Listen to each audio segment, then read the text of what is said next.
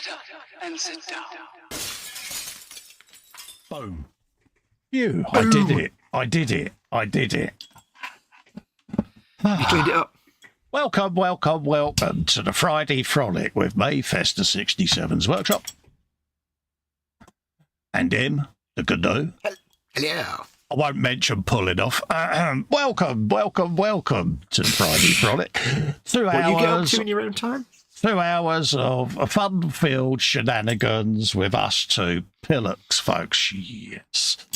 Your aspirations of a serious modelling show have just been ruined the minute you saw these on screen, folks. So welcome, welcome, welcome.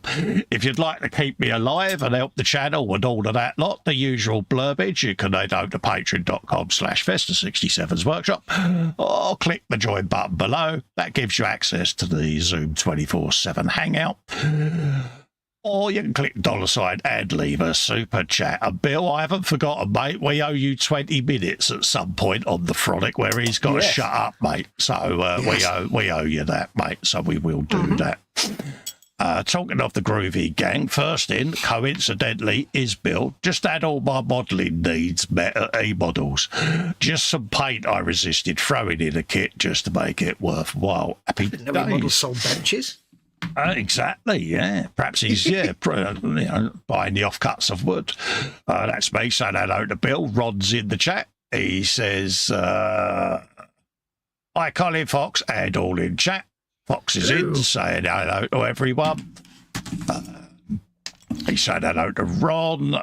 Good morrow, Chillblade, says Bill. You Golden's in, he says, evening all from the rather blowy north. Yeah, I hope you're all right up there, mate, because it's blowing a hoolie down here, and I know you lot have got it 10 times worse. So yeah, it's a bit windy pops here in the northwest. Yeah, anyone up north, button down the hatches and that, just stay safe up there. James is in, evening, morning, Colin Fox, all in chat, Festrugs and Foxugs. Hey, James. Jamesy boys in, says hi, Festa Fox, and all in chat. Andy Preston's in, says hi, everyone. He's also saying hello to you. Hello. No, you, as in you. Oh, you. Yeah. PJ Lewis says, morning, Colin Fox, all the frolicking Friday frolickers in the frolicking Friday chat. Frolic, that's a lot of frolicking. I did that. I did it again.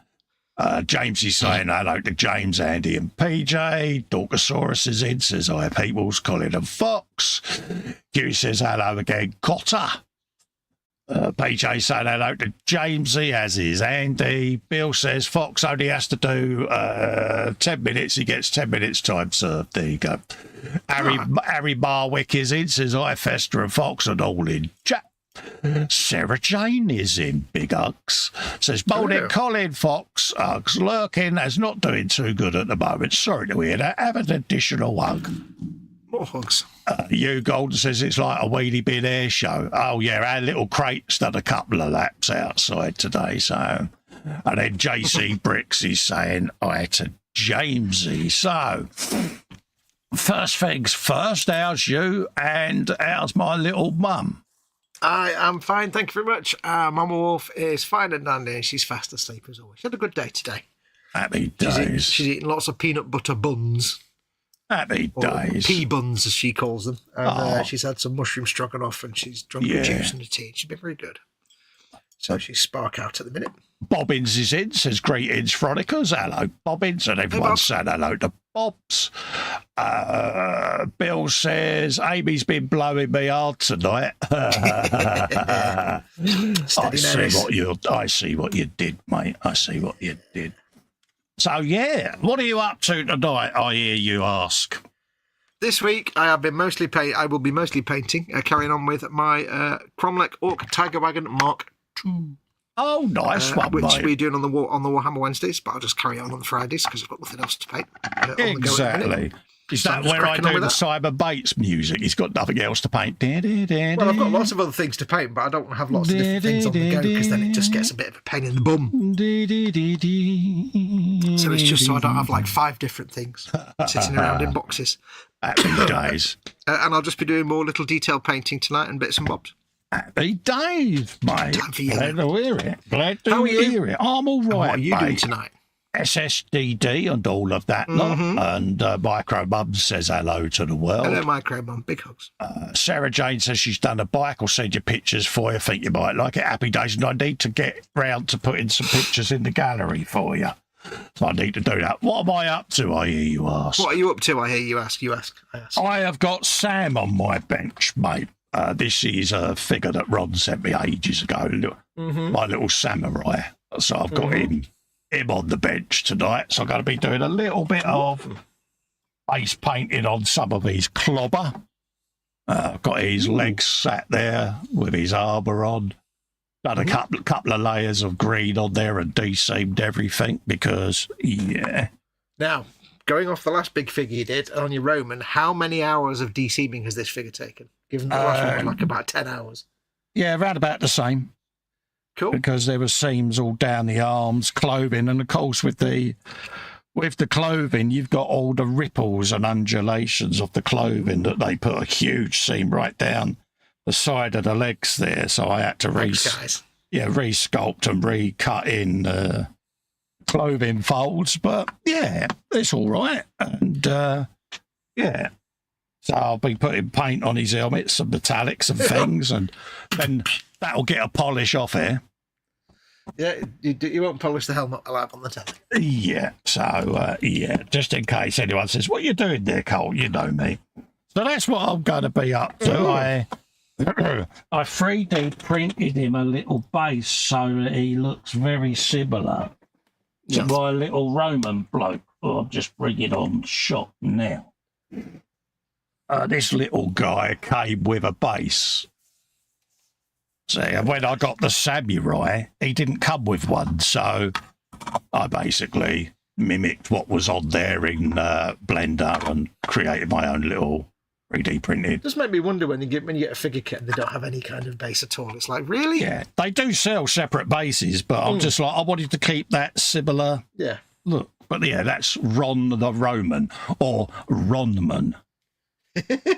So yeah, he looks a bit like Sean Connery there. My name is Bond. James Bond. Sean Connery. So yeah, again, I'm going to do the same thing with different lights, darks, and different hues in the material just to give it a flowy look. But it's like him. I spent ages doing these legs because it's dirty, great big gaps down his legs. It's like, oh.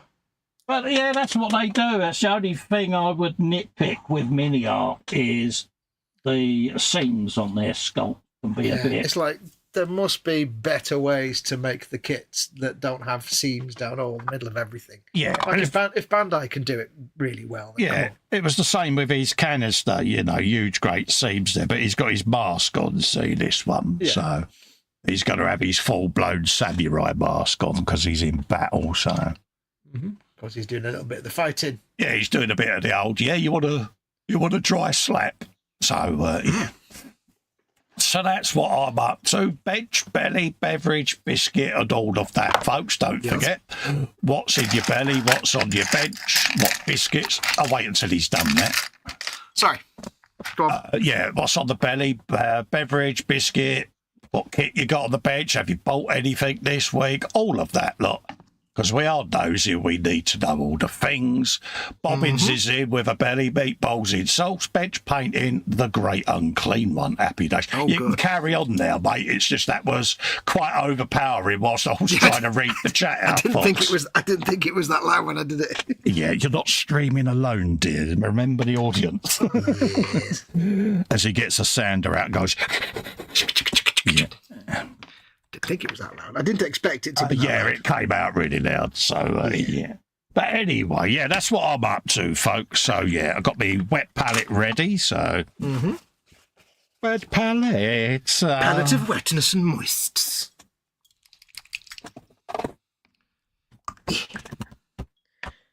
Little chippity bits.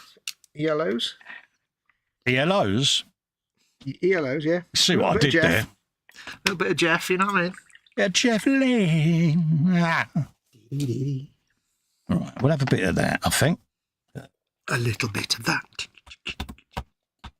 Actually, we're going to be putting on a contrast first. So let's...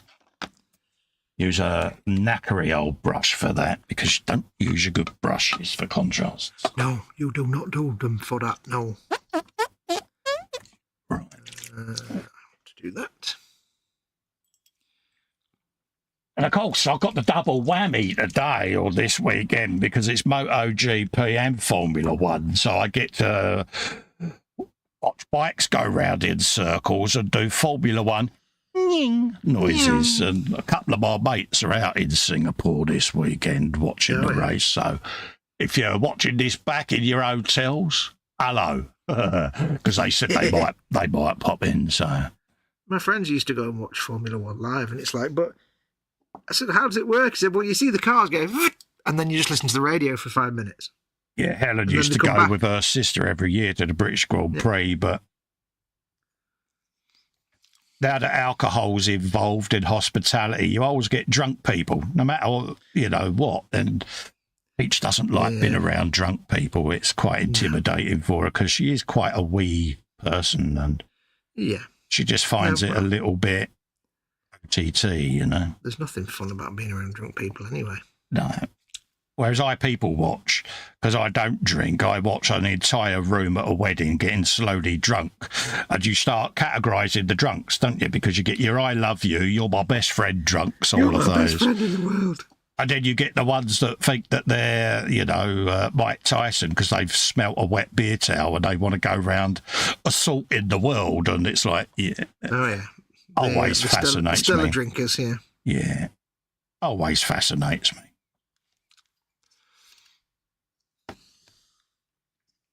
People getting drunk on off-master snake bites. It's like, yeah, right.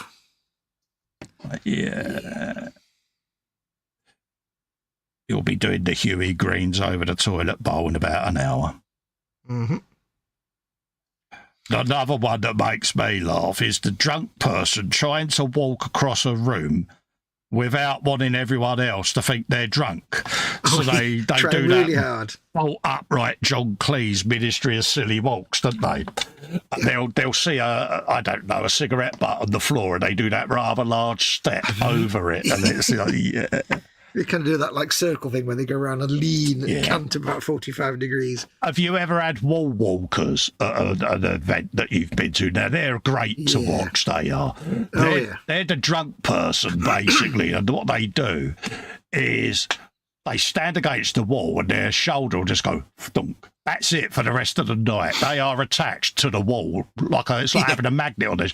And then they walk around the room at a slightly diagonal angle, leaning on the wall. They just slide along, and when it comes to a door frame, they really speed up and then the other side and just walk around the walls. They're brilliant to watch, they are. Sarah says, Sarah Jane even says, best this weekend is BTC Championship Decider. Best racing out there, she says, yes. Jeff says, both live at silly o'clock. Sarah Jane got a 1/9 Ducati Desmo Tessici in Casey Stoner Markins at the moment. I'm starting. Good on you. Belly says PJ is beef bourguignon. Buds and greens, or green beans even. Bench is the 1/100th Serenity, nearing its end now, thankfully. And beverages water. There you go. Bill says belly hunter's chicken with an H and dirty, dirty fries. Dirty, fishy little fries. Is a 1/350 US Massachusetts. Or as Kenny Everett did with the Bee Gees, massive Chusets. I'll never forget that. Been working on the deck guns tonight. Bevy is a coffee, biscuits, none, but I have cheese triangles in the fridge for later. Is that the ones in the little cardboard circular container? Do you remember them? I do. Donald is in, says hi, everyone. Hope we're all happy. Donald McKenzie, hello, mate. How you doing, geezer? Jamesy says BTCC is good at the moment. Don says snake bite and black. Ooh, yeah. We used to have snake bite with Perno depth charges. Do you remember doing that? And I remember when all my friends were students and I wasn't. It was snake bite and black was the thing. Whenever I used to go to like the Students' Union at Manchester Uni. Oh. Used to have Jello shots as well, which was a jelly jam, like a little bit like one of those. Yeah. But it had a concentrated gel version of gin or Pernod or whatever. And yeah, you used to drop that in the bottom and pour your pint on it. And oh, mate. Somewhere in the world right now, Ted just sat bolt upright. I went, oh, what gin? What? Hello. Yeah, Jello shots. Gin. Oh my God. When you sit back and think some of the junk you used to drink as youngsters. Oh God, yeah. All of it, basically. Oh yeah. All of the junk. I've been an ex-doorman. You used to see all of that drinking take effect on people that used to, especially how can I word this? Especially the more affluent society types, because they would turn up and they was all like, "How'd you do? Lovely to meet you." And the ladies all had that Sloane voice, you know, that high-pitched Princess Diana, haughtily chortle type voice, you know. And then to see them come out with, especially the women with their behinds at a 45-degree angle looking like Alice Cooper, used to fascinate us because it's like, my God, a few glasses of Vindo and look at the state of her. Did you used to sit there and look at the women and think, right, which of those shoes are valuable that I can collect at the end of the night when they've all gone home and there's left pile of them on the floor? You'd always get them walking out doing the shoe hop when they've got one shoe in their hand because the heel snapped off. Yeah. You know, and it's like, yeah, how much were they? You know, and they would go, oh, there's a such and such a brand and they're worth blah, blah, blah. And I go, yeah, I'll need to know because I'll tell my missus not to buy them because the heel keeps falling off. Second time you've been in and that's happened. Yeah. Oh, I go down to the shoe mender, cobblers. Pardon? Did you talk to me like that? No, that's what they are, cobblers, love. But yeah. Used to see some fascinating ones, you know. Oh, yeah. Yeah. We used to, there's a few, like some of our, I don't want to obviously name names here because give my location away, but local to me, we had the pubs that we used to go to. Yeah. And there was a varied selection. When I was, you know, a young lad and it was pub time, it wasn't all towny bars and that kind of stuff like it ended up being eventually. Yeah. There were still some like smaller pubs. And it was good because you had, in the town near me, were just pubs. And then a little bit further down the road, it got a little bit of a more slightly affluent area. Yeah. So the pubs were still just pubs. They weren't like theme bars or anything like that. It was just pubs. But they were a little bit close to the countryside. They had a little bit more money from the clients, you know. And you could see all the students in the main town pubs, and then all the students in the other pubs were all the more affluent students. And it's like, yeah, I won't go in those. Yeah, you used to see some really, really interesting scenarios in some of them places. It was fascinating to watch in the day, but you saw a side of people and you're like, yeah, everyone ends up the same when they've had too much alcohol. Yeah, making a spoon of themselves. Yeah, and you sit there and you think, yeah, you know, and it is fascinating to watch. But, yeah. Fascinating for us and not for them so much. Exactly.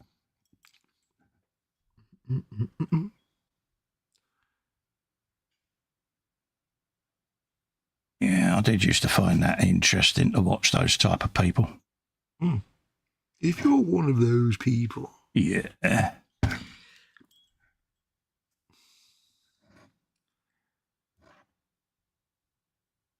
No, it was when I was in pub going age, we were quite boring because what we used to do is we didn't go to the bars and stuff. We were never really into bars. Bars were a bit rubbish. When my friends were at university and that kind of age, we'd go to the local pubs that were kind of like the old man's pubs. Oh, right, yeah. Because there's quite a few like Robinson's pubs and they're just old man pubs. Yeah. Still are today. And we'd go there, there's like one that has like a live jazz band every Friday. Yeah. And they're nothing special. They're just like old Robinson's pubs. And it's like we used to go there because the beer was all right and it was just, you could hear yourself talk. And you all had compares in them pubs back in the day that all wanted to sound like Whispering Bob. Yeah. And now we've got a nice jazz beat combo coming on. Oh, yes. Welcome. The kind of pubs that really didn't want to do pub quizzes and put it off as long as possible. Yeah. Thankfully. So we used to go there and have like proper beers and stuff. Who remembers 1980s theme pubs? They all had that light grey paint scheme, didn't they? And minimalist layout. And it was like, take all the furniture out to stop the punters throwing it at each other. Yeah. Yeah. It's always fascinate me. All our local pubs now, I mean, the one we used to go to religiously, like 3 times a week, which was kind of like, it was a suburban biker pub. Yeah. So imagine like a biker pub, but it was a suburban one, so it was kind of nice. Suburbia. Yeah, I'll get the hint. Yeah. But as in, it wasn't like, it wasn't a rough place at all. It was kind of place where the bikers would go and police things as well, because it was their pub. Yeah. And it was just great because, you could just hang out and chill, and the landlord was great and did lock-ins. That was good. Oh, yeah. I think that's the only remaining non-theme brand rubbish pub now that's left in that town. The rest are all either Ponzi bars or... Most of our pubs got converted to residential, mate. Yeah. Yeah, a couple of them are one-stop shops, that type of place, you know what I mean? Yeah. But, yeah, majority of the pubs now have all been closed down, and... Yeah. A couple of them were quite controversially shut down, but we won't go into that live on air. Yeah. Yeah, we got the inevitable Weatherspoons. Ugh. Yeah, we got one of them in the main town centre. Yeah. Or the promenade, as they try to call it, to try to make the town look more interesting than it actually is. It's like, it's basically an alleyway at the top of town. It's, I love how our local MPs and councillors try to make this place sound exotic, and it isn't. Oh, yeah. I mean, the big surprising thing about my local sort of little town, it's only a little town, is it had a lap dancing bar. Yeah. Which in the early 90s was quite revolutionary. It was like, ooh. Yeah. And it was like, really? That was quite the thing for our local life. Yeah, we used to have a gentleman's club called Pussycat. And it's like, yeah. And as you can imagine, it didn't last long. No. I mean, at the end of the day, all this is a former 1960s market town that has tried to take in a hell of a lot of the London overspill. And it's ended up as a miniature version of London itself. And it's like, your plan to make it more exotic hasn't quite gone according to what you thought it would. No. I wouldn't be surprised if you found that the way your town used to be is now where somewhere that was further out and more rural is now. It's basically a glorified suburb of London. It's what it's turned into. And is that a bad thing? No, it's taken a lot of why people moved down here. Yeah. Away, so people are moving out in droves because it has changed for the worse. But turned into what they tried to get away from. It's no different than what places are like everywhere. There's good and bad in every city at the end of the day. So, we can't be too thing about it. But it is what it is, and you sit there and you think, well, what part of that did you think wasn't going to happen? Yep. It grows out and expands outwards. It's going to change. Yeah, we used to have a lot of, it used to be the main headquarters of IBM and places like that in the UK. And then they all went further up north, sort of up past Milton Keynes Way and Northampton up there. And some went on to the mainland Europe and moved their headquarters. So we have a hell of a lot of empty office space. Yeah. So they've converted it to residential, and they're now trying to sell it as, £1 million plus exotic apartments for, the commuters. And, there's some apartments at the old IBM headquarters going for nearly £3 million, some of the penthouses, and people are buying them. Yeah. Because they could go straight from the IBM Plaza straight over the footbridge into the main train station on the Waterloo line, and they're in London. Yeah. So they've done their commute. So I get why they're doing it, but, you know, yeah. £3 million, though. It always makes me laugh when I was working in an estate agent's, like a company that did work for estate agents. They did a lot of work for like Hamptons, the posh London estate agents. Yeah, I know them. And it always made me laugh. Like you'd have these sort of apartments, and they were often in like former mills and industry, especially they had them like round here in the northwest as well, like, you know, cotton mills and stuff. And the apartment would be like £1.5 million, and it's like it's £1.5 million, but it's no different to an apartment. Exactly. You know, 10 miles down the road that's like 100 grand. It's walls and a toilet and a sink. Well, it's quite funny because we've got another one down here called Crown Heights. And it's just along from the IBM. And that was purpose-built apartments that went up in the late 90s. So they have that, you know, one is bright yellow, one's bright orange, one's, you know, pastel-coloured buildings, you know. Oh, yeah. And, yeah, they stayed that colour until the first winter, and then they all ended up looking basically like horse plot brown, you know what I mean? Yeah. And in there, again, some of the upper tiers are quite expensive places, you know, 250k, you know, that sort of thing.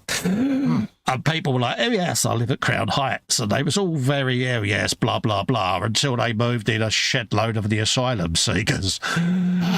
And now they're all like bemoaning it. Oh no, we've got those types in, and it's like, well, sorry, but half of them hadn't sold, and rather than put them up in the premier inns, they've kind of slung them all in there. So it's caused quite a bit of angst amongst those people, and some are trying to get refunded, and they're like, look, we didn't know who the council was going to move in. It's not our problem. Yep. You know, you get good and bad and unsavoury people everywhere, you know, and yeah. So it is quite funny to see how, they've kind of come unstuck with that place. Yeah, how the Ponzi nonsense is. So a lot of the people in the plush IBM are now thinking, are they going to do it with us as well? Because at the end of the day, if places aren't sold, the deal with taking over the office blocks, I don't know whether this is a thing nationwide, but the deal with when they purchased the offices off of the local authority to turn to residential was if after a set period they haven't all sold, you have to give over a percentage to the local housing association for their own social housing needs. And they all signed on the dotted line thinking they was going to go in for a killing and sell all these places pretty pronto. That'll never happen. Yeah, and of course they didn't. So, you know, they basically have said, well, you know, we are entitled to do this. Yeah. And you might want to, you know, realise that. So they're now like, yeah. It's quite funny. But it's the same everywhere. There's good and bad everywhere, so, you know. Yeah.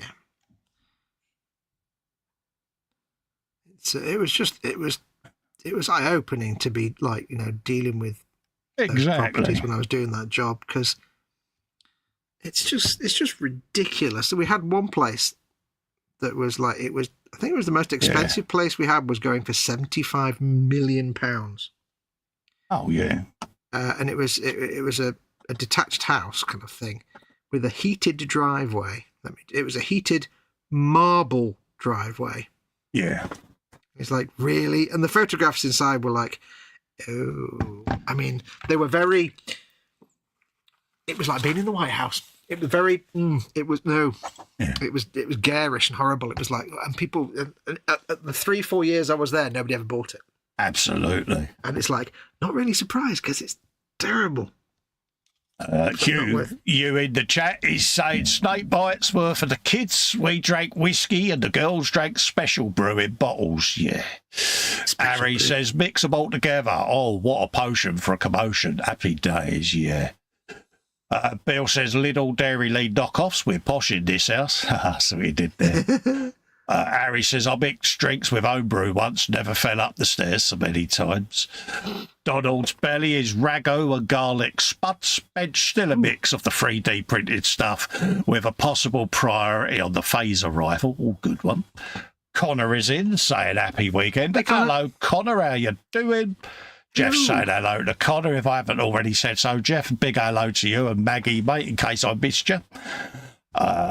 Sarah Jane says, never did the drinking parties, etc. To paraphrase Audrey Hepburn, I was a good girl, I was. I see what he did there. Bill used to love standing outside clubs at 2 a.m. as they kicked out, waiting for the drunk who wanted to kick off because he'd had a couple of shandies. Sarcasm. Absolutely, mate. Ron says, I've made 4 friends very happy as I gave them some figures. Yeah, he is. The figure painting god is in the chat, folks. Mm-hmm. Oh, yeah. Oh, yes. He's got an eye for detail as our Ron, mate, and he's made his friends very happy. Happy days. As long as they seem happy, mate, I'm happy. Yep. Donald Mackenzie, my brother and I used to go to the Georgic in south side of Glasgow for a pie and a pint and a game of chess. Happy days.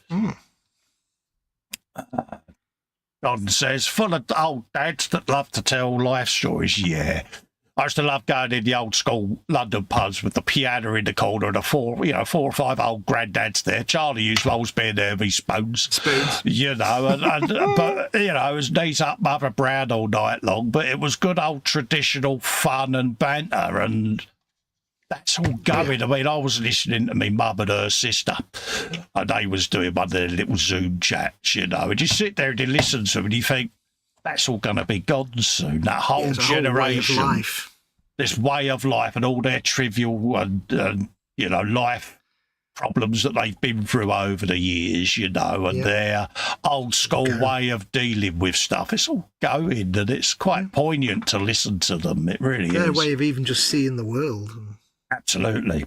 Hugh Golden says, Pollockshaw's Road Quarter. Absolutely. Bill says, free bill, I'll take 2. Yeah, honestly. My boy, when he got his place, it's an half and half, you know, half mortgage, half rent. But places down there, you're looking, for the average family home, you're looking at about low end 400 grand, anywhere up to 5-6 mil for places out in Old Basin, and then obviously in the main precinct where all the tower blocks are and the old office blocks, you know, some of the penthouses there's 1 2-story one that's just under 5 mil, and that's a lot of money. I was amazed to find out that, like, this house is probably, I mean, houses around here go between 200,000 and 300,000. Yes. You know, at the best. And this one, our house isn't in the best conditions. It's probably about 180 to 250, something like that. Maybe 180 is more realistic for this house. I was amazed to find out when Mum and Dad got the mortgage for it in the early 70s, that was a £3,000 mortgage. Yeah. And they were paying that off. They didn't pay that off till like the late 90s. Yeah. Really? It's like £3,000, and now it's like hundreds of thousands. Oh, it's yeah. ridiculous. Well, Mum's first house she built, Dad, it was about 9 or 10 grand, mate. Yeah. That was when Thatcher was in with her big old right to buy thing, you know, came out. And, yeah, she was like, you know, something, I'll snag that and do it, because she then literally a couple of years later moved to a smaller place, and it got her out of the big 4-bedroom place that she was trapped in, you know. So, Oh, yeah. But, yeah, Jamesy says must have changed name by my time, although Granary is still there. Donald says to you, absolutely correct, mate. Mm-hmm. Yeah. I don't know what I said, but brilliant, thanks. No, they're talking about stuff that they're talking about in the chat. Pay attention, dear. They're on about places they used to drink in. Harry's been in a few bars in Inverness, used to go up on the Full Bush Slipway with boat for annual maintenance. Oh, sorry, you said you. I thought you meant you as in me, not you as in Hugh. Sorry. No. That explains it. Sorry for how I speak, dear. It's just how I speak. No. But yeah. So happy days. So that's the chat up to speed, folks. Oops, something outside just fell over violently. Hooray! Yeah. As long as it's not something that we own, that's absolutely fine. Yeah, I'm sure I'll go out and get some planks off my fence tomorrow at some point, but There's bound to be something that blows down because, the fence needs changing now. So at least it's not bin night tonight. Otherwise they'll be running down the street. Exactly. Dee, dee, dee, dee.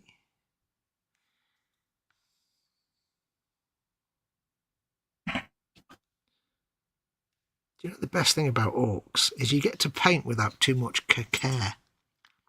Oh, you get to just have fun. It doesn't matter if you make a bit of a mess because it's all going to be beaten, battered, and beaten up anyway. Exactly.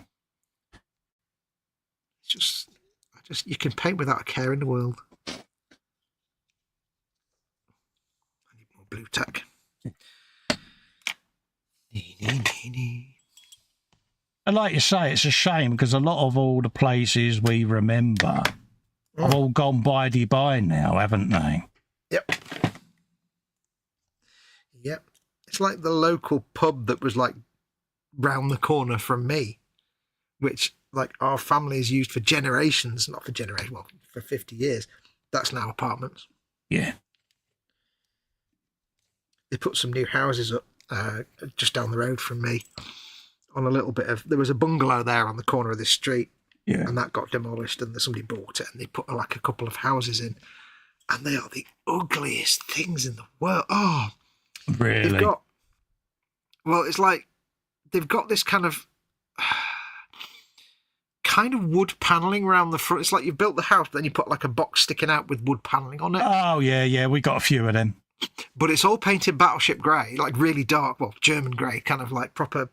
And then the window imagine that's the front of the house. You got this big like battleship grey bit here, and the window is like this little slit. Yeah. And I'm like, what would be a bay window? But and I'm like, why would you have a little tiny, tiny slit when the whole thing could just be a window? Yeah.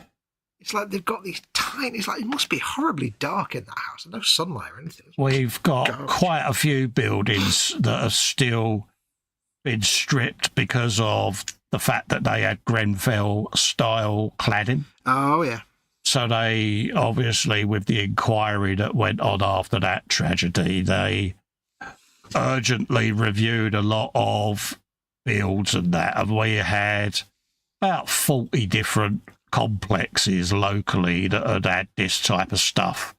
Near as damn it applied. And they just went, do you know something? Rather than have any doubt, let's just rip everything off and do them all again. So yeah, that's what they did. But you've got a few now towers, as we call them, because they look derelict, but they're not. It's just that all the cladding's been stripped away and exposed all the underlying construction. So it looks worse than it is, but it's good that they did that. There are some councils that are umming and ahhing, dithering and even still not doing it yet. And it's like, just get your finger out. Well, yeah. Before the last election, we was a Conservative town. The last MP was part of the housing department, so to speak. So she wanted to make sure that everything in her domain was above board. And rightly so, let's be honest, because, Grenfell was a tragedy that should never happen again. We all know that. Exactly. And she was like, I don't want no beating about the bush. If you look at it and go, just get rid of it. Get it all off. Yeah. If you have any doubts. Yeah, just rip it all off and start again.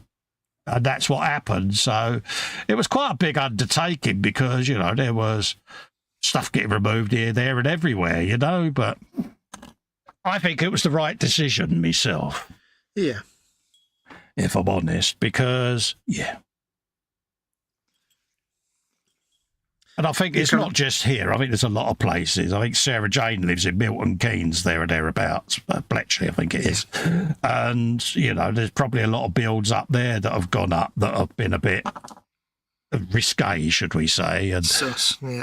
A lot of places in London are getting reviewed, and because obviously there's so many, it's going to take years up there. But we was like, we got a few local projects, road builds and things like that are getting subsidised by big business. So they basically just rechanneled the government money for that they that they had been awarded to decladding all these buildings, and it went through, and they're like, yeah, we can't argue with that. No. So, yeah, well done to her. She got voted out then, not long after, but, you know, that's elections for you. But, yeah, I think that's the one good thing that we could look at as a town that we got right. Yeah. You know, and for me, I'm happy because one of the builds is where Cal lives. Good. You know, so, yeah, there is that. It's a sad statement that, you know, in areas where that's been done, a lot of times it'll be not for the right reasons. A lot of times it'll be the local MP just trying to save their own skin. Yeah. There was a bit of that, don't get me wrong, because of the department that she was a minister of, but... It's nice if she did it for the right reasons. But she's the one, do you remember I said to you, got taken around the town and got stuck in every single major junction and all of that lot. I was just bemoaning about the general deprived look of the place, you know. I went into the local council meeting that was happening that week unannounced and was basically said, how comes we've given you all this money to improve that junction, and that, and nothing's been done yet? Where's the money gone? I need to know now, and I want to know why this isn't being done. Good. Because I've been driven around this town, and it is absolutely, I won't say the word she used, but it ended in pit and hole.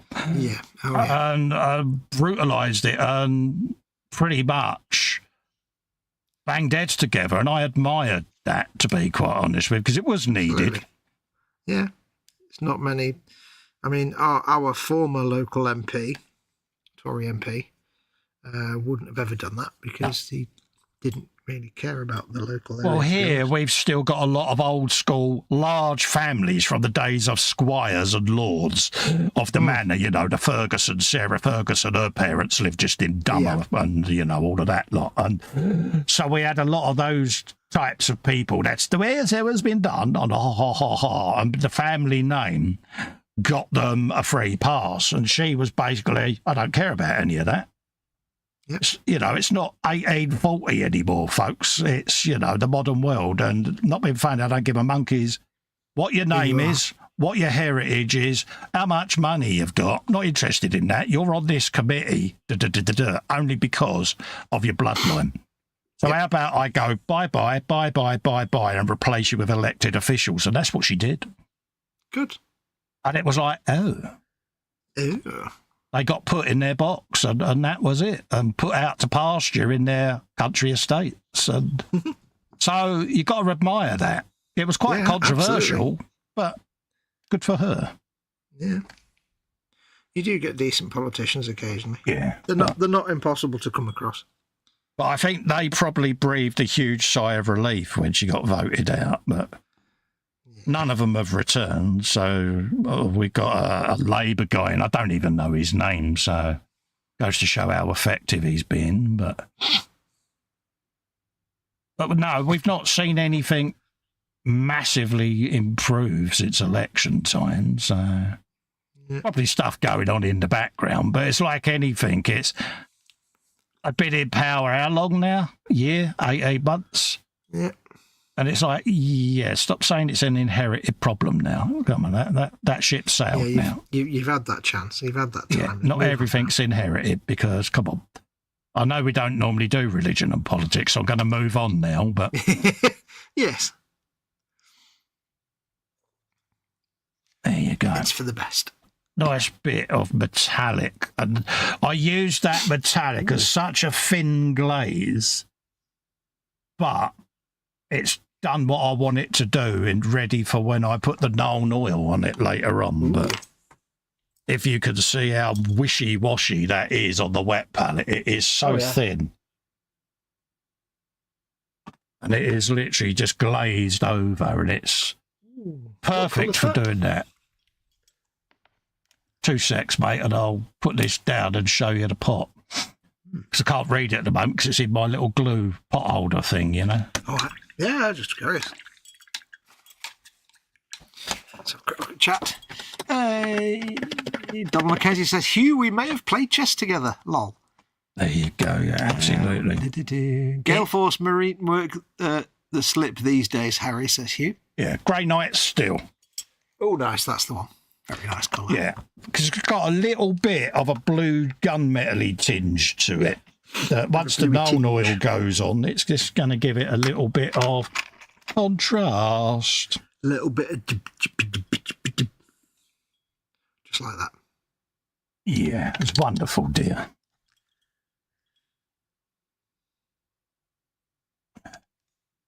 Some of these squares are the same, so we'll do those whilst we think of it.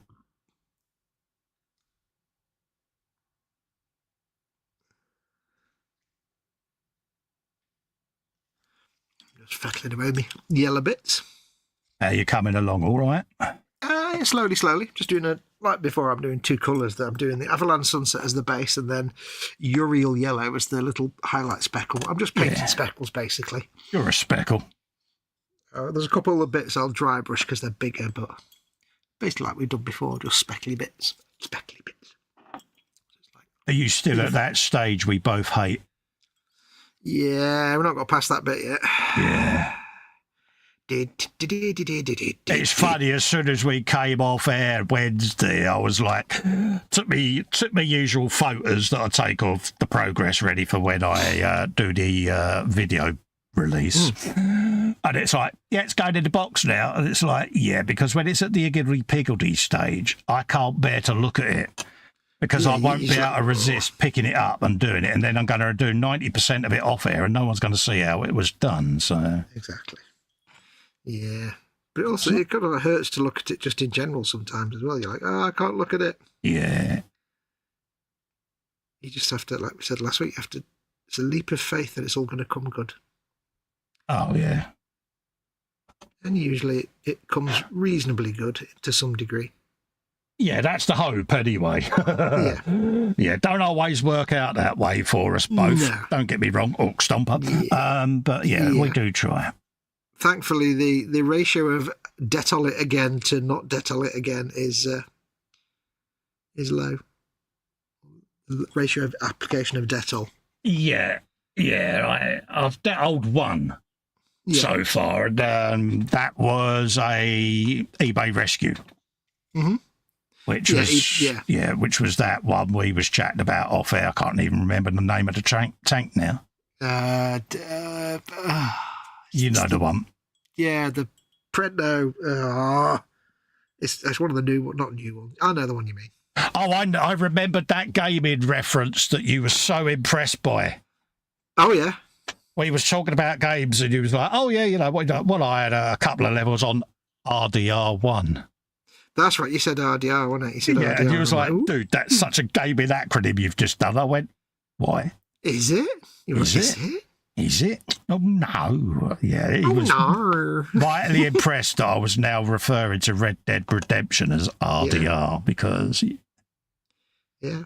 And then he proceeded to sit there humming, you're in the hole, you're in the hole. You're in the hole, hole boy, your hole is made of holes. Yeah. Holes. All the holes, not some of the holes. So many holes. I've been playing Wolfenstein 2. Yes, I saw that in the Xbox app earlier. That you was... And it's funny because like I played it the first time I played it when it came out, and I got to a certain point. I got to like the end of a mission, and then that's all I remember. I'd never finished it after that. So I've been playing it lately. I thought, right, I need to get past that bit because I'm only about halfway through. Yeah. I got distracted by something else probably. So I thought, right, I'll do that. And I got to that bit, and I got to the end of the bit that I'd done, and it was like, oh, I thought I'd finished the whole that whole section. It's like, yeah, no, you just stopped before watching the next cutscene somehow. Yeah, it was very. I'm like, how did I leave the game and save it without actually watching this entire cutscene? Okay, yeah, absolutely. It made no sense. Yeah, but it makes sense to us because the specific cutscene has a major plot twist, and I'm like, how did I not see any of this cutscene or this plot twist? But I got to this point anyway. I've passed that now anyway. Oh, you should have heard us too the other day, folks. We was in proper whiny old man mode because those that aren't aware or aren't in the gaming fraternity, so to speak, Xbox did a price hike during the week. And Game Pass up.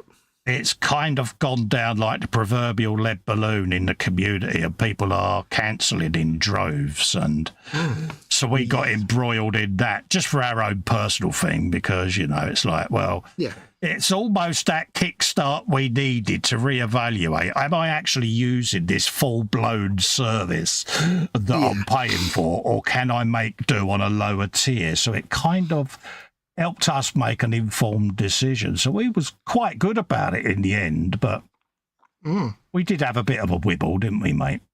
Yeah, we had a nice little, kids these days prices. Yeah.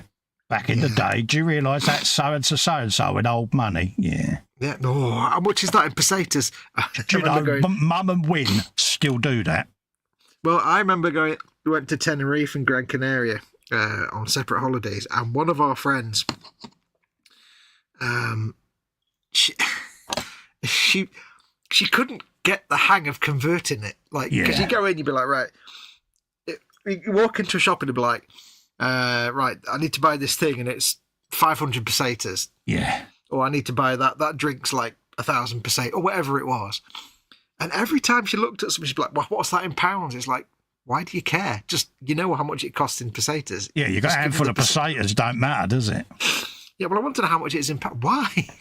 I want to buy this, I don't know, beach parasol. It's 1,000 pesetas. What's that in pounds? Yeah, you don't go into the butchers in your local town and go, that's 110 French francs, do you? Because, well... Yeah, she was just obsessed with, like, knowing what the equivalent was. Like, you don't need to know. I can always remember pulling a prank on my mate, right? We all went to Italy. It was football back in the day, so we all went out. We all went out to Italy for about a month or so for the World Cup, I do believe it was. And it was like, yeah, I've got all my money with me, etc. I said, have you been down to Bureau de Change or Change or whatever you want to bloody call it? No. I said, go and get it all changed into lira before we go, mate. Do it now. So off he went. He came back, he nigh on had a rucksack full of money because, as you know, you used to get something like 30,000 lira to the pound, you know. And 10 billion lira for a penny or something. Oh, mate, the wad of money. Of course, we was all carrying travellers' checks and stuff like that, but it just seemed a good gag to pull on him because he was a bit of a baldrick, bless him, you know. Oh, yeah. It came up in conversations for many years. Do you remember that big bag of lira you had to carry? Oh, yes, he says, I will get your ball back for that. But yeah, that gives a nice, sexy first layer of metallic, doesn't it? Oh, yeah. Once that's had a bit of known oil and some other colours put on to embellish the light, and I think it's going to look all right. Gentlemen, embellish your light. There you go. A little tiny bit of dry brushing to do with the yellow. Yeah, I've got to have a quick swig of tea, mate, because I've got a throat dried and Gandy's flip-flop, mate. Let's have where we're up to. Donald and Hugh and Jamesy are talking about hanging out together and stuff. Where are we talking about? Wherever they're talking about. That's a night out. I'd like to go on them three. Yeah. I'll pay money for that. I'm not sure where they're talking about. But he says, my late dad's cousin stays there. His dad, my dad's uncle, was from Kilwinning, but he moved up there with the forestry, stayed near Loch Gare. I'm going to tell her, Kilwinnie, she won't be happy. Oh, yeah. Harry Marwick says about Xbox, Dirty Swine's logged into said message on Xbox. He said, but given the due as they are releasing day one games on Xbox, they've been doing that since Game Pass come in, and that's the one thing that made Game Pass worth it. I mean, it's all because they've integrated all the Ubisoft passes all into one on Ultimate. So, that was $10.99 on its own. So we get it. But obviously, a 10 quid price increase is a lot of money these days, isn't it? Yeah. It all comes down to what you're using it for. Like, Festa and I were talking, we were saying, basically, Festa likes to, because Festa has no predilection for a specific kind of game. He'll just play anything. He loves anything. Yeah. So it's advantageous for him to just get stuff down off Game Pass and give it a try. Yeah. Whereas me, I like my type of game, and I might buy a game every year or two. I'll get, if a Fallout comes out, I'll buy it. If an Elder Scrolls or a Stalker comes out, I'll buy it. Yeah. But there's not that many games that come out. I'm very set in my way, so I'm not like getting lots and lots of free games all the time. So I'm like, I could just go down to the $6.99 package because that's what I need.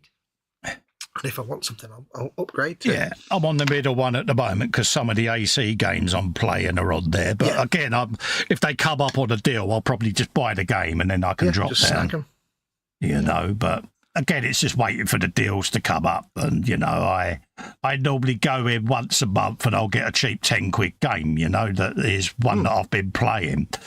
And then I own it then. So once I've got that little library where I want it, I can then drop right down.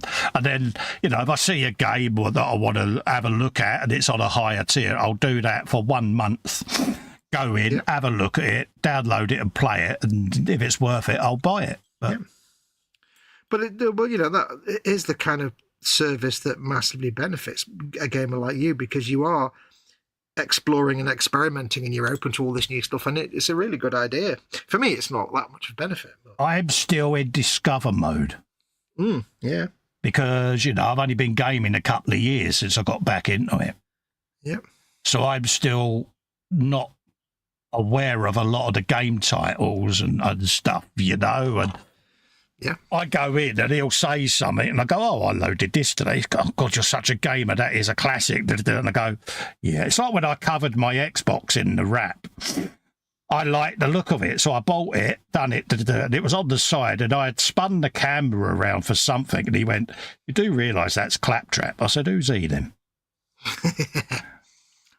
And he was like, you don't know, do you? I went, no. So then that was it. I ended up getting Borderlands, and Yeah. Well, the other day he showed me a photo of his server. His server unit, the thing with those hard drives in. Is it a NAS array or whatever you call it? It's basically an old PC that I converted to a mega NAS box. Yeah. And he showed me this picture, and it's like, he painted it up as well. And I said, hang on a minute. Do I spy with my little eye a Halo ODST sticker? Yeah. Hello, Mr. I'm not a gamer. Yeah, kind of, yeah.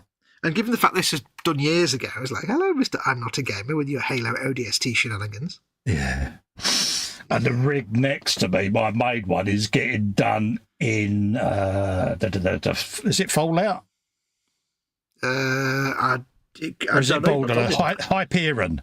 Who's Hyperion? That's Borderlands. Borderlands, yeah. So they had the Borderlands PC, so that's how that's been done. And that's going to get stripped of all its casings over the next month, and I'll get them all airbrushed and weathered, and then that rig will be done then, because I kind of forgot about it when it was down the other end of the man cave, and now I've moved it out. It's like, I can get back to finishing it because... Yeah. But, if you're like me and you don't play online games... You don't really need to have the big expensive, and you don't buy many games at all. Yeah. There's no benefit to me having the big, fat, massive full service, because the way it works now is that, and you know this, but in case anybody doesn't. No, you carry on, mate. I'm intrigued. With the new package, the Ultimate package gets day one releases, like it has done before. So if a game comes out and it's on Game Pass, it's Game Pass day one. The premium tier is the middle one. That's for 10 quid, and that gets first-party releases a year after release for free. And then the $6.99 one, the Chud one that I'm on, is just like, you get nothing. The Chud one. You've got a library of 50 games, and you can play online if you want, and that's about it. That's all you get. And I'm like, you know what? I don't play online. All the games that I play, I own anyway. Yeah, so you've got quite an extensive owned library anyway, because you've been doing it 20-odd years. So. Yeah, and like the amount of times that a game comes out that I want to play, that I take advantage of it being free, is so low. I mean, the last time I did that was in Banana Jones and the Quest for the Holy Contrivance or whatever it is. And I knew I wanted to try that because it's not quite my kind of game, but I wanted to try it. But before that... we was both glad that we did, though, weren't we? Let's be honest, because, we could have paid out for that bad boy, and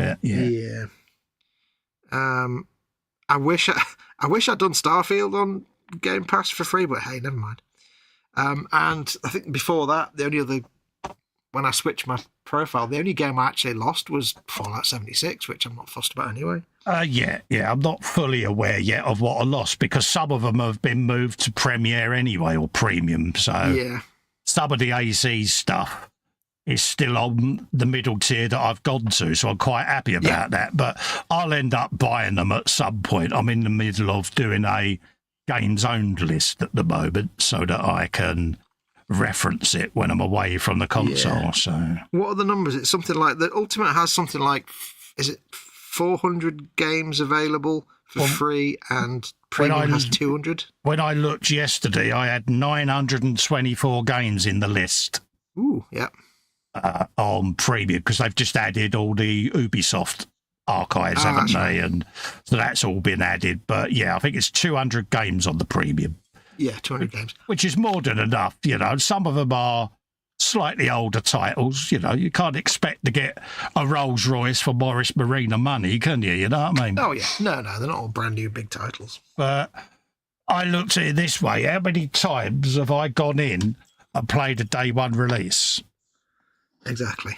You know, look at Stalker and games like that. I didn't play them on day one because, you know, I just downloaded the link, etc., and I get round to them when I'm ready. But yeah. So I've not actually played or been sitting there going, oh, release date, quick, let's get on there on day one. I think the nearest I got was Flight Sim. Yeah. And I think that's on Premium. The only thing I can't do with it is co-op or stream it in maximum resolution online. But, you know, my days of streaming that are in the future still. You know, I'm going to do some recorded footage of gaming before I do the live stuff. So I think that just refers to playing it over cloud gaming, not streaming it. If you're not streaming it out like a live stream, I think. Yeah, I was going to get round to that in the end, but yeah. Get your Sagan quote ready. Ooh, I have it ready. Jeff is in, the Candygram for Mongo with a $10 super chat. He's saying a few coppers towards whatever you deem appropriate. Cheers. Thank you very, very kindly, Jeff. You're about now to get your Sagan quote. You were about to, except it reloaded the page and lost it.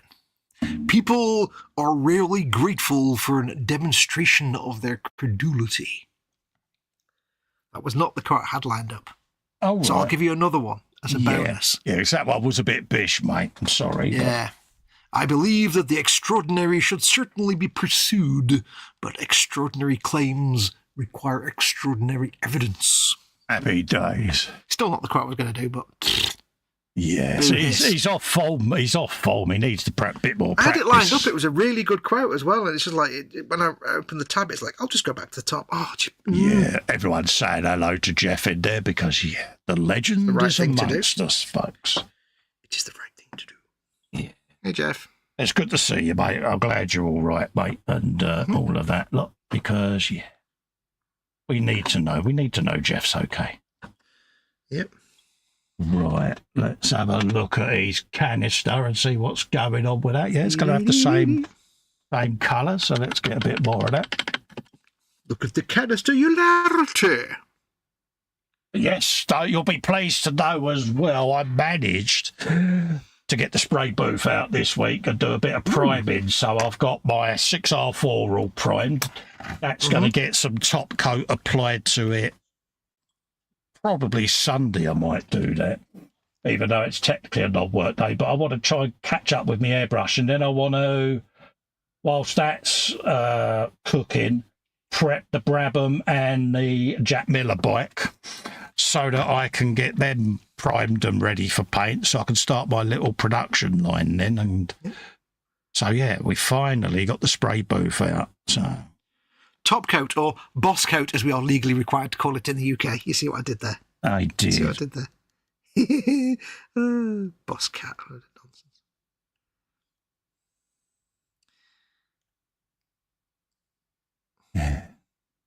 Yeah, for me, it's like with games and stuff, I like the kind of games I play, and they come out so infrequently that I don't need the advantage of lots of day one releases. No. It's not often that a big open world FPS comes out. No, I got a little bit into Avatar, didn't we, when that first came out? I need to get back into that. It is pretty good. It's basically just like Far Cry with blue people, but it doesn't mean it's bad. I love Far Cry. Yeah. Put my fan on. Getting a bit. Ooh. Yes. I mean, when the next Far Cry comes out, whenever that will be, I'll probably upgrade to Ultimate for that month just to get it and try it. Yeah. I'll probably like it anyway and then just buy it. If I like it, I'll buy it. If I don't like it, I won't buy it. Yeah, exactly. Yeah. Because I've at least got a month, haven't I? Because, have you done Borderlands 4 yet? You know what? I have absolutely no interest in that at all. Really? Yeah. It's like, I love Borderlands 1. I enjoy Borderlands 2. I never finished Borderlands 3 because I got bored of it. And Borderlands 4, I've just looked at the trailers and I'm like, eh. Don't float your boat then, no? No. Just one of those like games that I kind of grew out of, I think. Yeah. I might give it a try at some point, but it just doesn't. I enjoyed the first one the most, and I think they all started slowly moving away from that. I've yet to get fully immersed in the Borderlands journey, but it is a good journey. I went out and got Pandora's box because it was on that Uber Lightning deal, wasn't it? And managed to score that for a really good price, and it was like, just get it. Yeah. Saved it for a rainy day because I know I'll go into them games. The same with Far Cry, so whenever I've seen them come up, I'm like, I'm going to snag that. Yeah, it's the right thing to do. May not play it straight away, but it's there for when I do. Yep. I think the only one I didn't do that on was Starfield. Yeah.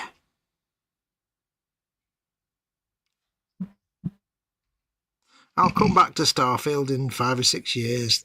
By then it might have been so changed. I can still see that ending up a bit like Skyrim, where it'll get a little community developing around it, and it might open it up a bit more, and people might then fall back in love with it.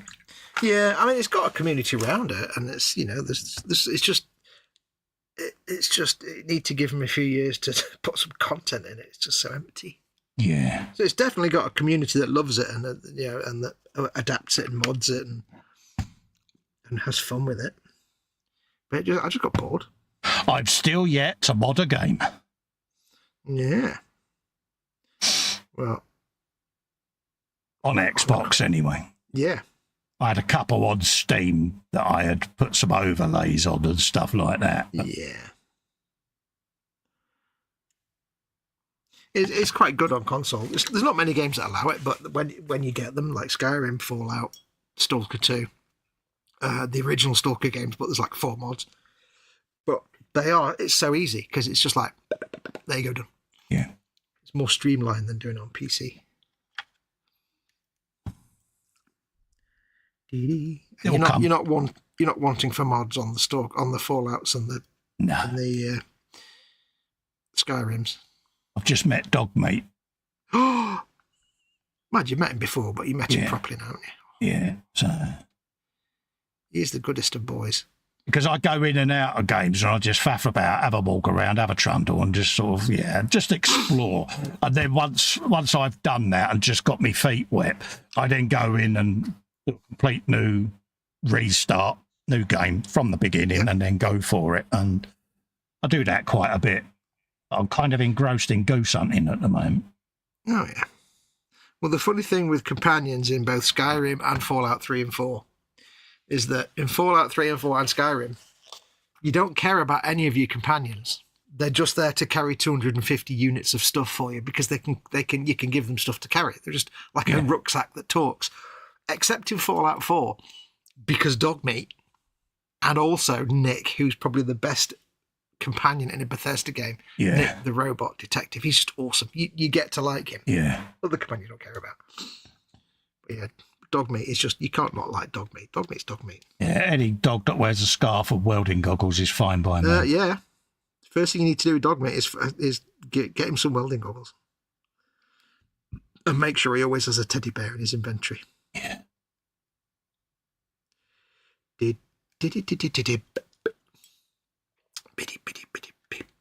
Ooh, a little bit of acid. Hello. Right, that's that. A little bit of heartburn. Have you some of that, my son? Have you a little bit of that?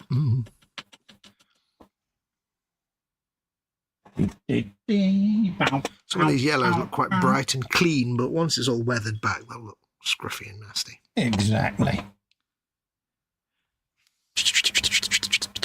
I don't know why, but that specific little design there with yellow teeth and the red stripe just smacks me of 1990s cartoons. I don't know why.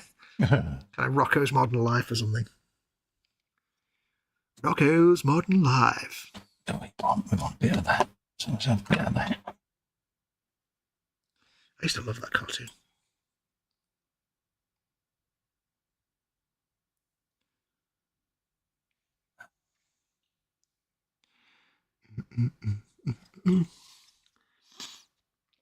Bill says, I heard a rumour the last game Fox bought was a Barbie pony riding Gymkhana.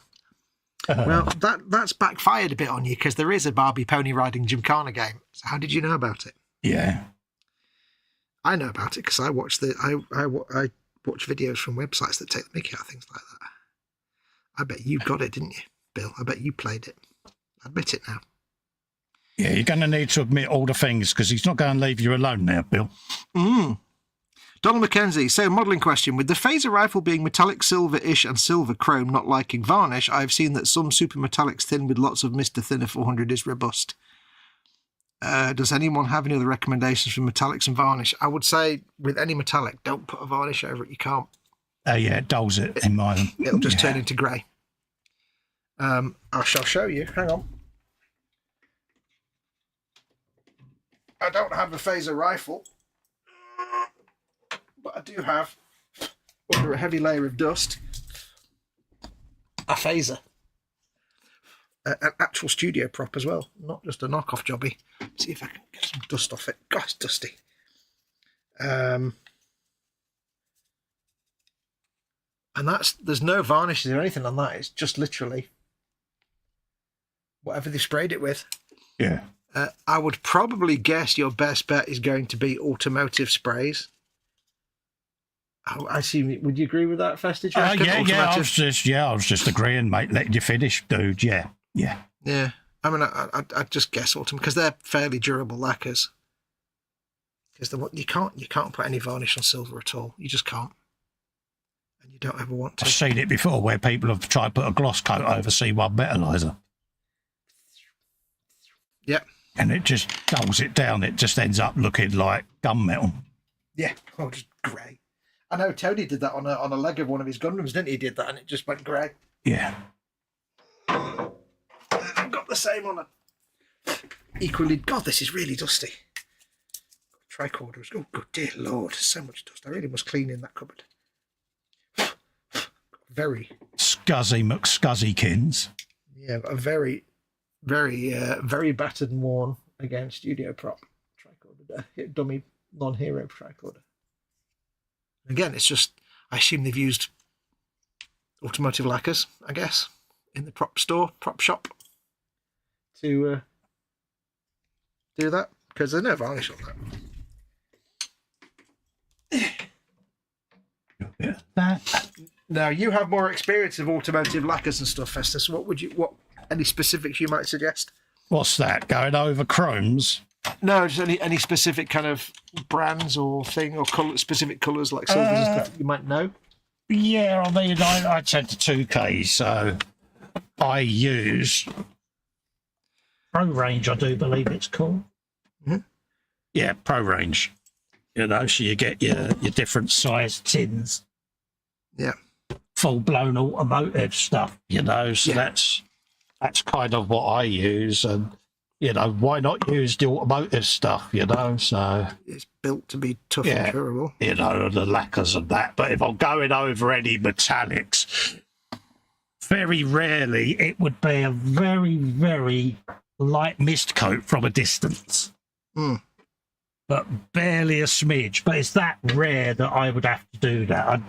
I would do it for protection for the main coat of it, and then possibly then go back over the lacquer with a touch-up, very, very thin glaze of the metallic almost. So you've got the 2K protection of the model on there.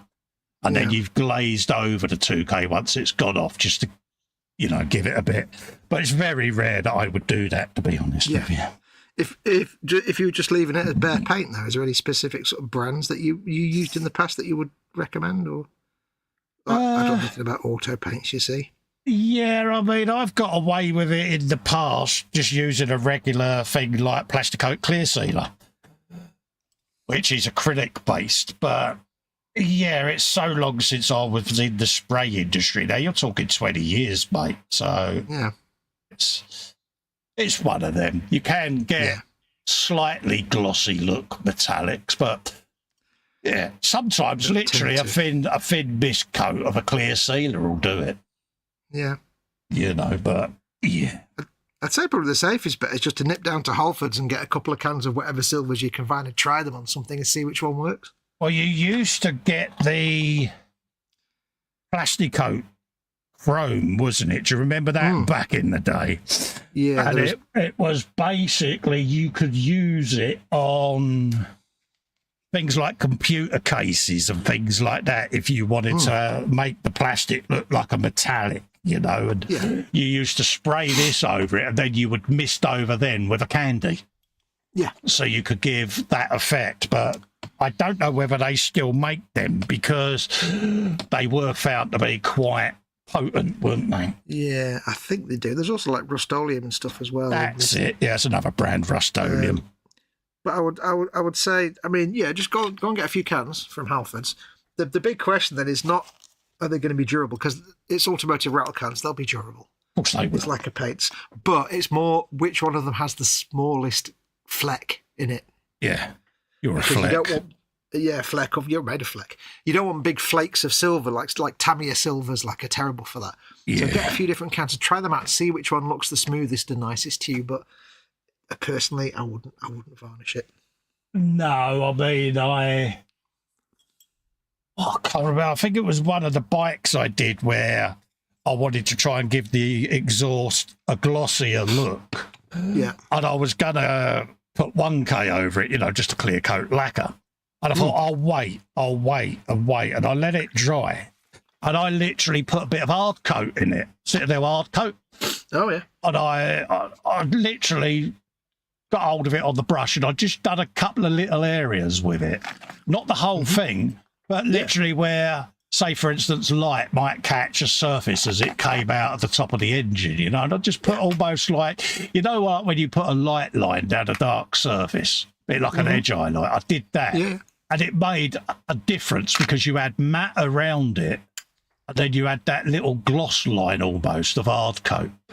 And it was just enough to make it have that effect of looking shiny, but without being totally covered in gloss. So that worked for me. That was on the Valentino Rossi Honda. Mm-hmm.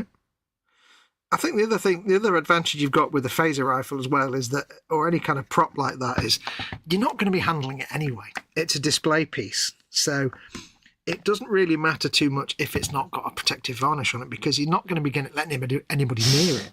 Yeah. And if they do, you break their wrist. And, you smack them with a ruler and break their wrist. So don't worry about not having to seal it. As long as you're using, say, lacquers and you're doing it in a ventilated space, yada, yada, yada, I think you'll be all right. Yeah, I think you've hit the nail on the head there, Donald. I think they have changed their range, mate, because he's saying they're predominantly lacquer now rather than acrylic. And all right. Yeah. I mean, that's how they make the props. So it'd be fairly accurate doing it that way. Yeah. I mean, normally the only paints I get to get me from Alfred's are the rattle can primers. Yeah. And appliance white, because any civil aircraft or anything like that, appliance white always does the job. Yeah, you like your appliance white, don't you? Oh, dude, it's the nuts. If you were painting a visitor craft from V, appliance white. Yeah, Eagle Transporter, appliance white. Appliance and then, do that as a base, and then you can always go over it then with slightly watered down greys to get all the effects of decals. But I will get that decal sheet for it, I've decided now. Yeah. Because, I want to do that Eagle Transporter justice. Yeah. It's expensive, but it's worth it at the end of the day. You know, you've got... I was showing you the STL file the other day, wasn't I, of the landing base. Oh, yeah. You know, The Eagle launch pad thing. Yeah, the launch pad thing. You know, I've got the big STL file of that, so it'll go on that. I've even got the wall cladding. Will it fit? I assume it's going to fit on your printer, or you're going to have to break it down because it's. I've got to break it down into sections. I showed you one of the sections the other day, didn't I? That's right. Yeah. There's about 20 different sections of it, and I've got like wall tile effect, but it looks like the whole wall layout from Space 1999, and the whole bay of the bookcase will be just that Eagle transporter. Nice. It is the right thing to do. You'll be doing the Lord's work, sir. Yes, there's a lot of printing involved, but it's going to look pretty damn sexy, I think. Yeah, because at the end of the day, like if you walk into a room with lots of models, that Eagle is the one that gets everybody's attention because everybody recognises it. Everybody knows what it was. Everybody goes, "Oh, I remember that," and it's exactly. So there'll be a bit of scratch buildery goodness. There's a load of electronics going in it as well, without giving the game fully away. So I'm looking forward to doing that build, and that'll go out again to channel members and patrons first. And I want to try and dig it out and have it in the long-term project stack because I've got that. I've got the 1/8 V type that I'm filming as a background project, and then when they're done, it will then be the GT40. So, I said it out loud, didn't I? I just realised, You're allowed to say it. And that's not the scratch building project that I've been doing either. That's totally different. No. Wait, do I know what the scratch building project is? Yeah, you've seen it, yes. Pillock. Oh, yes. Oh, yeah, yes. Honestly, it's hard work tonight, folks. I feel like Polly the Parrot constantly repeating myself. You know what I'm like with my memory. You're having a special day, aren't you? I'm always having a special day because I am special. Donald says, thanks, gents. Just finished in time for the Alien Earth, a pulse rifle. It's a display piece. Yeah, I've got an STL vial of one of the craft from V and the gun from V, and I will do them as props. The visitor's craft, I always wanted a visitor ship when I was a kid. Ever since in the program, that kid was sat on the curb with a toy one and action figures. I'm like, I want one of them. Yeah, it was never released as a toy. I got one. Yeah. I bought one from Places 3D Prints, and it was like, it's not brilliant. Yeah. Yeah, you've been bitten a couple of times by them places, mate, haven't you?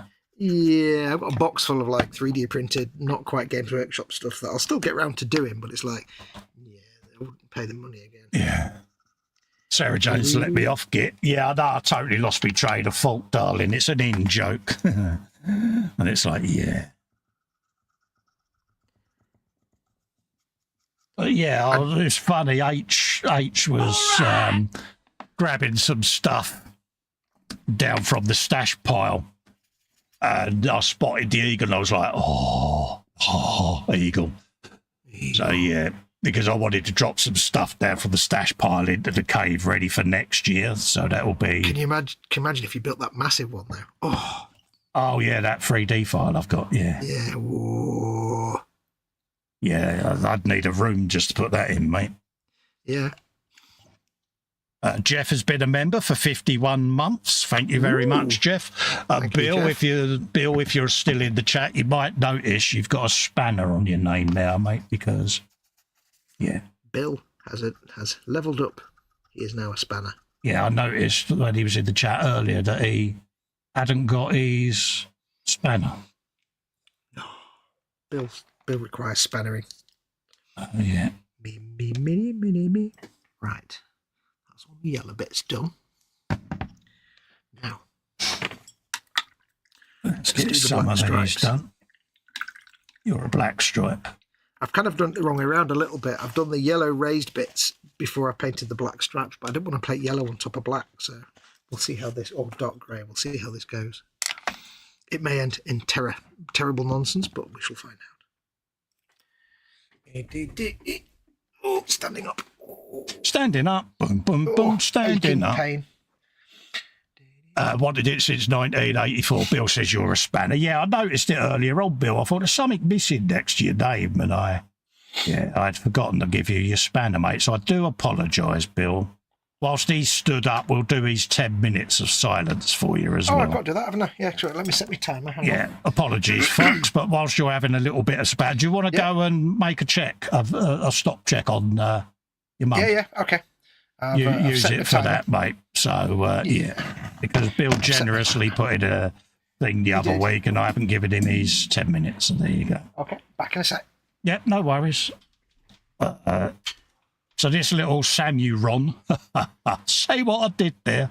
I'm literally just putting in base colours at the moment. Let's clean me brush a minute whilst I'm talking to you. And what I'm doing is I'm going around and I'm just blocking in base colours to start all of the uniform, and the same with these trousers there. Because if you look at the trousers, there's actually little white circles with a little black symbol in the middle of them. I've got to paint all of that on yet as well, but I want to get all the base colours done and block it out, and then I can go back in then and do all the little highlights and different colours and textures and stuff like that. So that's what I'm up to. But this is again going to be one of those I look at on the side there, because I stand them on their bases, and he'll sit in that corner now for a couple of weeks, and I want him to talk to me, a bit like Ron did, the Roman. And I had him stood there for a little while, and then I had Lagerfer and the Elf Archer sat there. They've spoken to me now, so I've been filming them bad boys. So that's what I'll do with this one. I'll get the base colours done, and then he's going to sit right there every day. And then once he talks to me, I can then start picking out. So I want to see how the light hits him in various points of the day. And then he'll spend 3 days on the bookcase next to the Roman, so I can see how the light during the day picks up on him as well. So Bill's been a member for 13 months. He says, you didn't buy me flowers for the anniversary. Yeah, but I did get you that little tiara, mate. Oh, sorry, the princess tiara. Shouldn't have said that out loud. It's supposed to be a secret, wouldn't it? But yes, and again, thank you very kindly for your support. It means a hell of a lot, mate. It really does. So yeah, that's what is basically happening with this poor little samurai. He's been sat on my 3D printer bed next to me on the left there for a couple of weeks now, with the green colours started, and it's just to see where the folds are. And during the different days where the sun comes in the man cave, I like to see how light hits me models, and then that's where I put my low and highlights in, because so I try to exaggerate what's actually happening by nature. So then I'll go in and I'll thin the paint down and add a grey to it just to lighten it up. And then I'll go in and I start doing light tones. It's like this has got a xenophile finish. You've got black base with a grey highlight. Just lets you see fake light lines where they would be. And then I try to replicate that with me paint. I don't always get it right, but stop shaking, Carl. There you go. Breathe. There you go. And it's just a matter then of putting the base paint down. I'm not too worried whether it gives me 100% coverage either. If there's some little black recesses still visible, I want to keep them, because that saves me having to put a wash in, see? So I'm not worried about getting full-blown perfect coverage, because I can use that to my advantage later on in the paint job. I wish I hadn't put these swords on, to be quite honest with you. It's a bit of a orc stomper moment there, but it does give me the opportunity, if I'm twitching, I can just lever against that and stops it twitching on the enemy finger. So there is a method to my madness, but there you go. Just pinch me finger and that'll help me out then. And again, all these braids and all of that lot, they'll come back and be done in sort of retributor armours and things like that. And then I'll put a very thin red contrast paint over it, so you get the effect that it's embroidered cord almost, because you got sort of a slight shine underneath the glaze, if that makes any sense. So that's what I'll try and do. Jeff Light says, forgive me, Cole, which kit is it? Which one are you on about? This samurai, mate? Or are you on about my other stuff? This is a mini art, mate, 1/16 scale samurai. The kit number is 16028. I'll type it in the chat for you, mate. 16028. There you go, mate. And that is the mini art samurai, mate. And this was sent down to me very kindly by Sir Ron of Hetton. And that's how it comes, all your different bits and pieces. And yeah, you got all your different sections that form around the upper and lower trousers. You know, piece there, a piece then joins onto it. There's a lot of DCing involved, but you've got the skills, mate. You'll be able to do it. And then you could have him with or without the helmet and mask and things like that. And yeah. So there you go. There's all the different pieces I was on about for the legs. Do you remember I said to you the legs were made up of 3 or 4 sections? As you can see, that's just one little slice of the trousers. And it's 4 slices almost of cheese that go together to form the cylinder of the leg. So you do get a lot of de-seaming to do. I actually find that really therapeutic. And yeah, they do turn out to be a really beautiful model. And I've got a load of these on my wish list, my Amazon list, because I really enjoy doing these. And they are, I think, wonderful little figures. So that's what you get, all these different bits and bobs. So yeah, it's the mini art 1/16 scale series, Jeff. Like I say, I did the Roman guy, or Ronman. I think I showed him earlier, but in case you didn't see, grab Ron. This is the one I did recently, and yeah, he came up quite nice. Those that'll remember, I put a little video up of him walking off the base and giving it a bit of the old have you some of that, and yeah. And again, like I say, you know, he had seams right up the middle of his legs and arms, and it's like, oh, dude, you know, but once you get rid of them and then start doing all your colours and your washes, they do turn out a really, really nice figure. And I've fallen in love with these, to be quite honest with you. Fox was asking about the wood grain because he thought it was actually a wooden base. And it's actually plastic. But, yeah. I filmed that. I've got to edit down the final bit of footage, and then I'll put that out as a video series. You'll get to see how I did all the work on it. So for those of you that are interested in that sort of thing, look out, because the videos are coming. I'm recording this as we're live. I've got the camera going at the moment so that you can see. And then I'll edit all of this footage down so you get to see how I'm doing different parts of the paint job. Nice and close. So, works for me. There you go. Just make sure I'm still in shot. But yeah, any one of you that sees these, you know, grab them. There's loads of different figures. And, yeah, thoroughly enjoyable.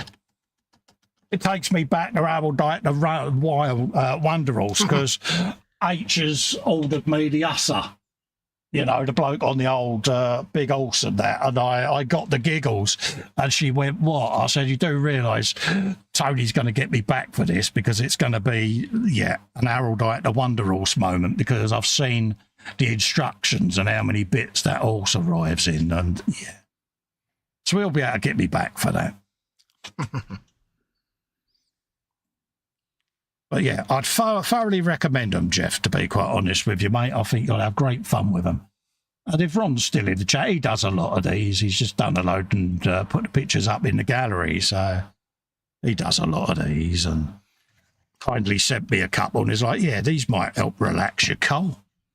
And yeah, big thanks, Ron, because you're a massive judge of character, mate. You kind of got me back into figure painting, because I kind of had left it for a year or so. because obviously with tremors, you have good, bad days with it. And I kind of fell out of love with the figure painting because I was having to spend more time correcting judders. So I gave it a rest, and sitting here doing these has just made me tweak processes I use when I figure paint and adjust them to suit where I'm at now. So yeah, big thanks for that, mate.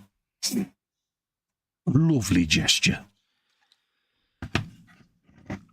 Just brush over that now. Again, just leaving the slightly darker areas because that just gives a bit of depth to it. That you, is it? That's me done, thank you. That's all right, mate. Everything all right? Yeah, I went downstairs and she was lying there in the dark, wide awake. Oh, bless her heart. Chewing her fingernail. I said, "You all right?" She went, "Yeah, I'm just not asleep." I said, "Do you want a bun?" She went, "Yeah, I'll have a bun." Oh, bless her. I made her a treat then.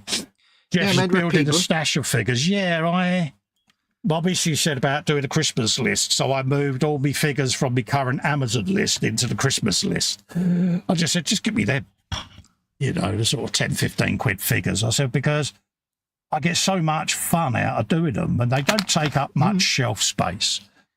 And I know I've blathered on about it for 10 minutes, but they really are fun to do. Well, it's your relaxation thing as well, isn't it, figures? So. Yes, what I do when normally I'm not filming and streaming is figures, but this was on the bench from earlier, and I just thought, something? I'll sit and do a bit of that tonight. A little bit of that. And it's ironic that Ron popped in the chat. I'm doing the figure he sent me. It's like, Bill says, talking to Tremors, my neurologist is over the moon that I started doing scale models. He thinks it's one of the best physio things to get into. So's gaming, mate. I had both Fox and obviously my MS people were saying it would be good to get my cognitive stuff in sync if I'm struggling, and it's good exercise for the fingers, thumbs, and I've got various tricks I use with my shakes. But using a controller is just brilliant exercise.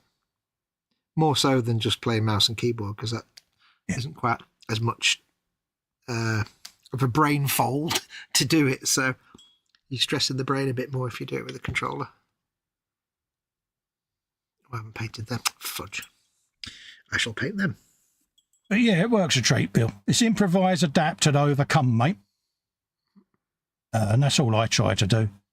I have various little tricks. I'll pinch me pinky in my hand like so, and then I can use it to stop the hand from, twitching away from the model or twitching towards it. So there's various little things. Paint on an out-breath, a bit like a sniper. Just paint on an out-breath, relax yourself. You'll quite often hear me mutter, and breathe. It's me just having a polite dig at myself to just take a breath to relax whilst I'm painting. Yeah. Because most people make this mistake that have got tremors. They pause breathing, they stop breathing and try to hold their breath, thinking that's going to stop it. No, that has the counteractive or counterintuitive effect. Yeah. Because you're not breathing, so therefore your body's getting deprived of oxygen. Your muscles want the oxygen to help you control them, so to speak. So. Yep.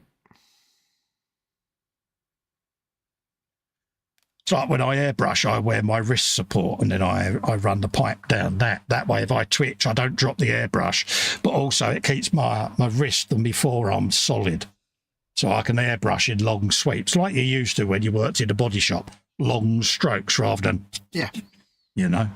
And it forces you to do that with your airbrush, and it saves me a lot of time. And that'll get employed on the Metro. So don't be surprised when you see that in the video. I haven't broken my arm. It's just what I use when I do my top coats, just to get a nice sweeping finish on it. Yeah, whatever works. I've got it just here. If it works, that's what you need to do. That bad boy. And I'll just put that round my wrist, and then I feed the pipe along it, and it's got a strip of steel in there that basically stops any twitching in your wrists and stuff. So I can remember I was using it a while back in a shiny video. Somewhere, what the hell have you done? I went, I'm airbrushing. And I'm having a twitchy week or a shaky week, so I need to wear this just to stop that. If it works, it works. Exactly. You do what you need to do to keep the content coming, mate. Mm-hmm. Yep. You know, and Bill's probably got little things that he uses when he's having a bad day, you know. We all do it. I'm not alone. There's a multitude of people in the community who've got little ailments and foibles, and they've adapted how they do the hobby, so I'm not alone. No. I know there's a couple of folks out there that have recently had MS diagnoses and often ask me, you know, and I go, yeah, just do this. This is what I did. And it's helped me over the years, and they've gone on and tried it, and it's helped them carry on in their hobby. So, yeah, so it does the job. That's the job. Don't be shy and try new things. Just try do whatever it takes to be able to do what you need to do.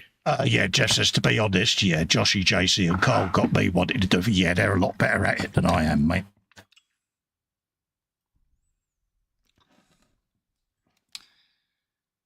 So, yeah, I mean, I've figure painted for years, but like I said earlier, I kind of fell out of love with it for a while. And when Ron sent me these, I thought, well, what harm is there? The 16th scale. Yep. Give it a go, see how I get on with them. And it's got me back into it, and I've got a load of 3D STL files of figures, busts, and all of that lot. And it's getting me back into wanting to print them all out and get back into doing them. So, all comes good. I've got a few scattered around the man cave in different places. You know, I've got a big Mad Max up there. I've got obviously the Shield Maiden, Lagertha out of Vikings, Elf Archer. So I've got a few of them lying around in different places where they're going to live, just so that I can see how the light affects them, and then I can pick them up and start getting more into it. So there's a section on the channel that's going to be solely for the figure painting stuff. It's already there. It's got a couple of stuff in there, the members area. When I was doing the Xenofold basing, and that's where the figures all live. So it'll be members and patrons for a month or so, and then I'll start releasing them episode by episode across the channel then. Yep. See, once you start getting your tutorials up, I'll be watching them, because that's one thing I can't do. Paint figures, big figures, no idea. Yeah. I wouldn't pretend to be an expert. You've got the Rons, the Jameses, and all of that lot. You know, they do a far better job than I do, so I give credit where I think credit's due. The true masters. I don't pretend to be an expert. When I see some of the Japanese guys that do the figure painting, you know, that's skill level Japan stuff. So there are stunning painters out there. I can remember sending you links years ago to the guy that did the Civil War stuff, and the figures he did in that scale had beard, hair. You know, it actually all proper hair, and applied it to the models and then sculpted it, and it was doing it in motion, you know. And he did Custer, did a figure of Custer, and it was absolutely amazing work. Yeah, and you know, it was phenomenal. You know, and it was unbelievable what he did. Was it 6? No, it was 1/10 scale. They're tall, weren't they? About 30 centimetre tall figures, wasn't it? And yeah, kind of actually. He used to buy, you know, the wooden posable figure you get. Lay figures, I think they're called. Yeah, you know the ones? He used to get them, and then he would pose it and then go round it with milliput and stuff like that and actually sculpt it to what he wanted. Stunning stuff. Yeah. He's the guy that did the 2 soldiers in the Gulf having a game of catch with an American football. And the guy on the receiving end had bent to get the ball, and the other guy was mid-flight, wrapping his arms around him as he was trying to tackle him. And it was an absolute stunning piece of art. And they're the experts, you know. Oh, God, yeah. But, you know, you've got people like me, I haven't got a clue. I have no clue where to start with figure painting. It's just so nothing I've ever even understood. So I'll be watching with great intent. Yeah, it's one of those. Find out how you do it. I enjoy doing it. It's one of them things, and yeah. Festa teaches Foxx. Yeah, that'll be the day. You will do, because I don't know how to do it. Yeah, it's one of them. I find it relaxing. Oh, Mama Wolf says big hugs to you, by the way. Oh, bless her. Big hugs back. And hello to the people in chat. With a mouthful of pea bun. But yeah, I started the Elf Archer. I've done a ear just as a quick test and started doing some bits and pieces on her lug hole. So yeah, she'll be getting done soon. So At ear, but what at ear? Yeah. So yeah, make a bit. Now I've had a look at the ear and I've got used to seeing how it's come out. I can now do a face and other side and yeah, start that build series going, because why not? To misquote the book, Her Face and Other Animals. Yeah, or painting series, should I say?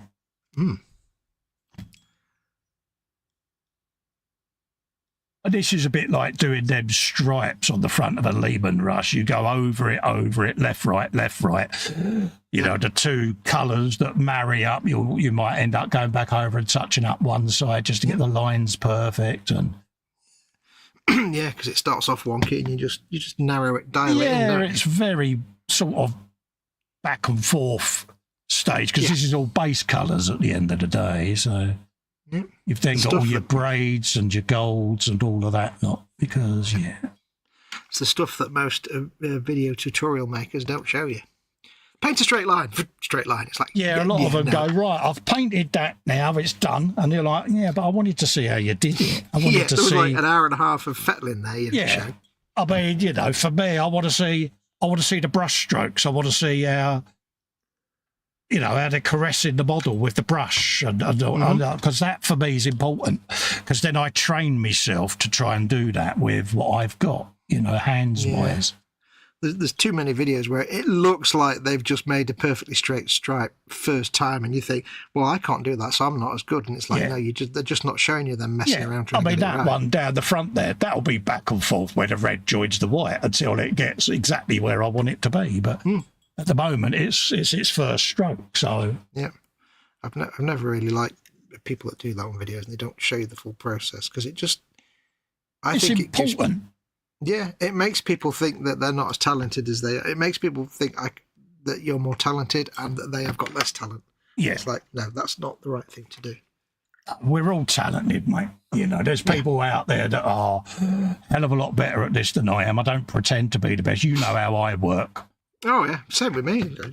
You know, I'm an average painter at best. You know, I will always say, oh, I'm no good at that. It's not that I'm beating myself up. It's just that I don't like to blow smoke up my own backside.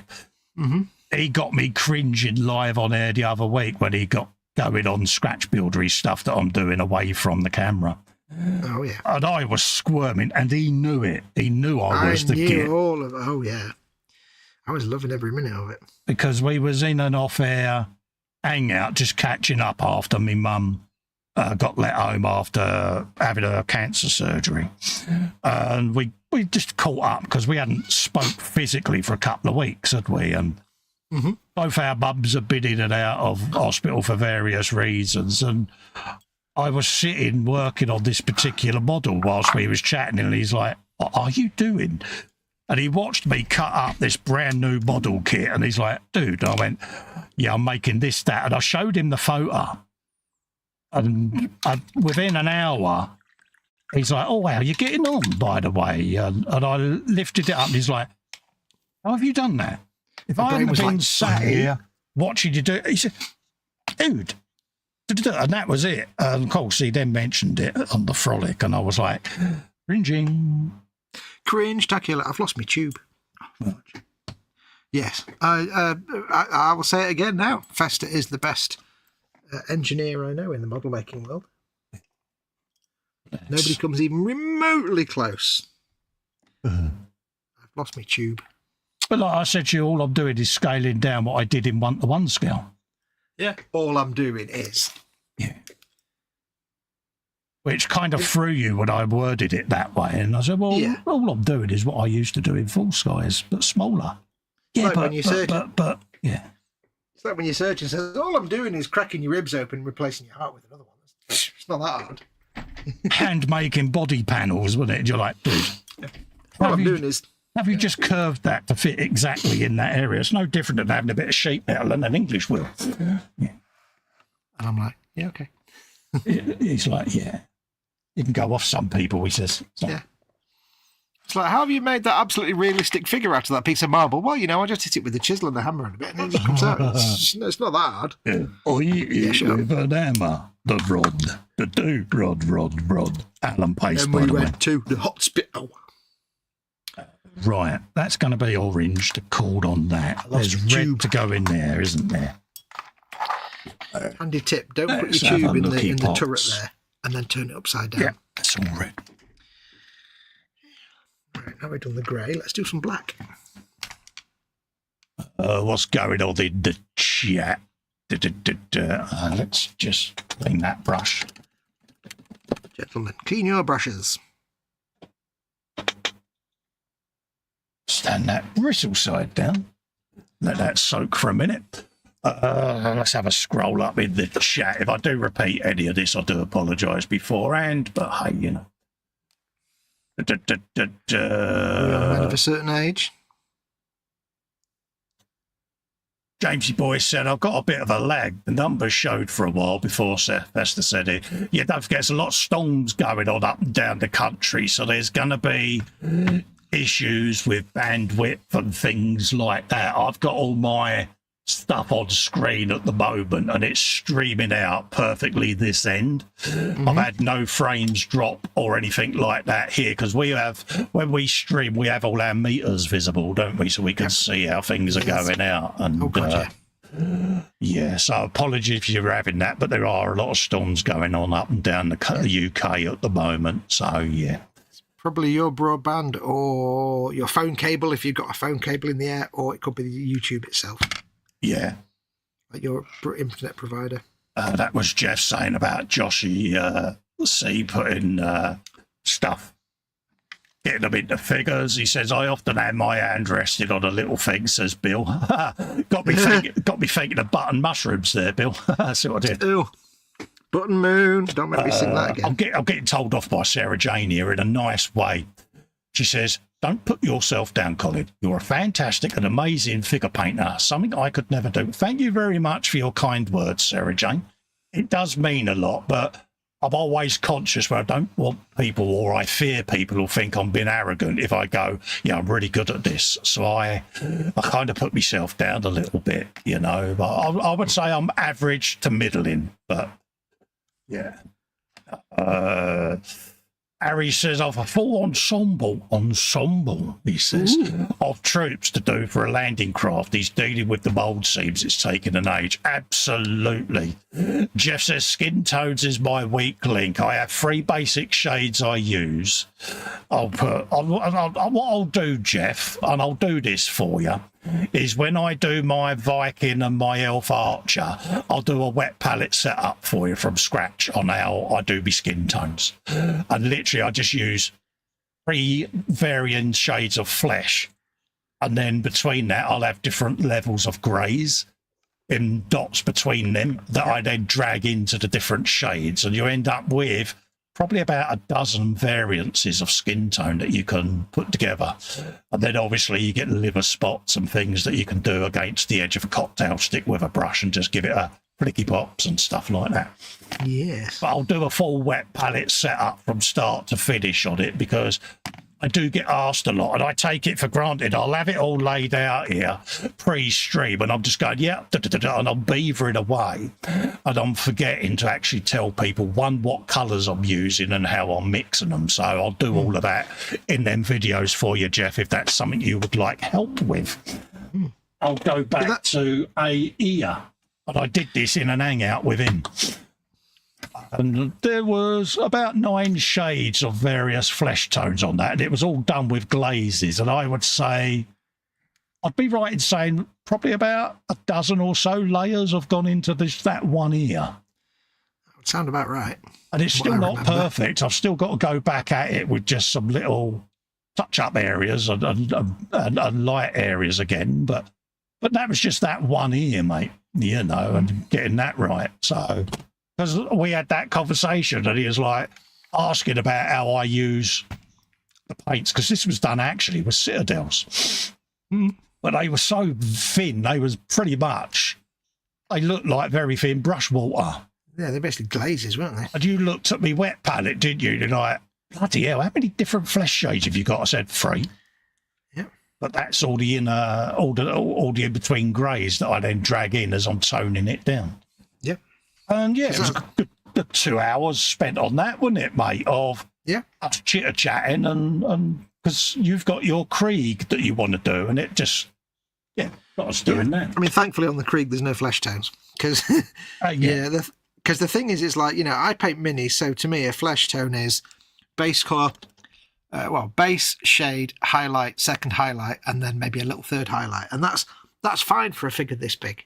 Yeah, that's perfect because it's exaggerated and contrast because you've seen it from a long way. But for a full set, like a figure that scale, you can't use just like 3 colours of skin and a wash. You've got to do like blending and shading and glazing and like 10 different flesh colours. It's not just a case of slap it on some flat flesh and there you go.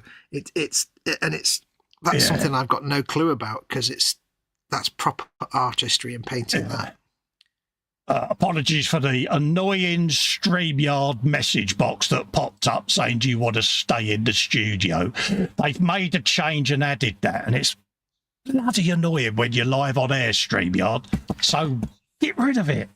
It did that to me last week after it done it to you, but I just happened to be looking at the stream when it had done it, and if I hadn't been looking, I would have been kicked out. It would have kicked us out. It did it the other day on the stream, didn't it? And it's bloody annoying. They haven't given us a setting to turn it off, and it's like so frustrating. Yeah. I don't know why they've done it. I hate nag screens as a rule. It's bad if it goes out onto the stream. I didn't realise that. That's pretty bad. Because I'm capturing the window. Yeah, that's true. Yeah, it will. As we all do when you're using our streaming software, we're actually capturing this. So of course it bungs it straight up, and it's so bloody annoying. Yeah, I'll have to keep an eye on mine every few seconds. It's like, really, because obviously we're in the Hangout, and because we haven't used their recording or streaming button to stream it out. Yeah. It nags you because it thinks you're just sitting here having a chat. Yeah. Which, well, technically we are, but it thinks you're in a Hangout, not live on air, and it tries to kick you out. Also, what time do you want to go to, buddy? Because it's just hit 2 o'clock. Go to past, mate. That works for me. Yeah. Because that's the 2 hour thing on StreamYard, then we know it's 2 hours. Yeah. But it's annoying. It's very annoying.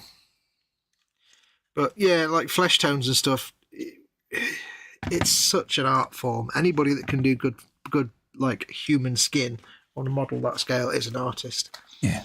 It's just like, it's insane. I'm sure there'll be other people that'll go, oh, I can do it better than that. Well, good luck to you. I'm not saying I'm an expert. That's how I do it. That's how I get my results. And 90% of people that see the results like them. Otherwise, I wouldn't have done commission figure painting for people. So, yep. At the end of the day, it's all art, and artists have different styles. There's no right and wrong. Well, that's where most of my commission work was figure painting back in the early days, because that's what I did. Yeah. And then a few people said, "Oh, would you build me a model?" And and the bike build started, and some armor builds, and various bits and pieces, and I then made the mistake of filming the cat build, the AT-AT, so I've done many, many London buses and cat builds. It's like, I'm going to stop now. Yeah, you've dug that hole down as deep as it's going to go.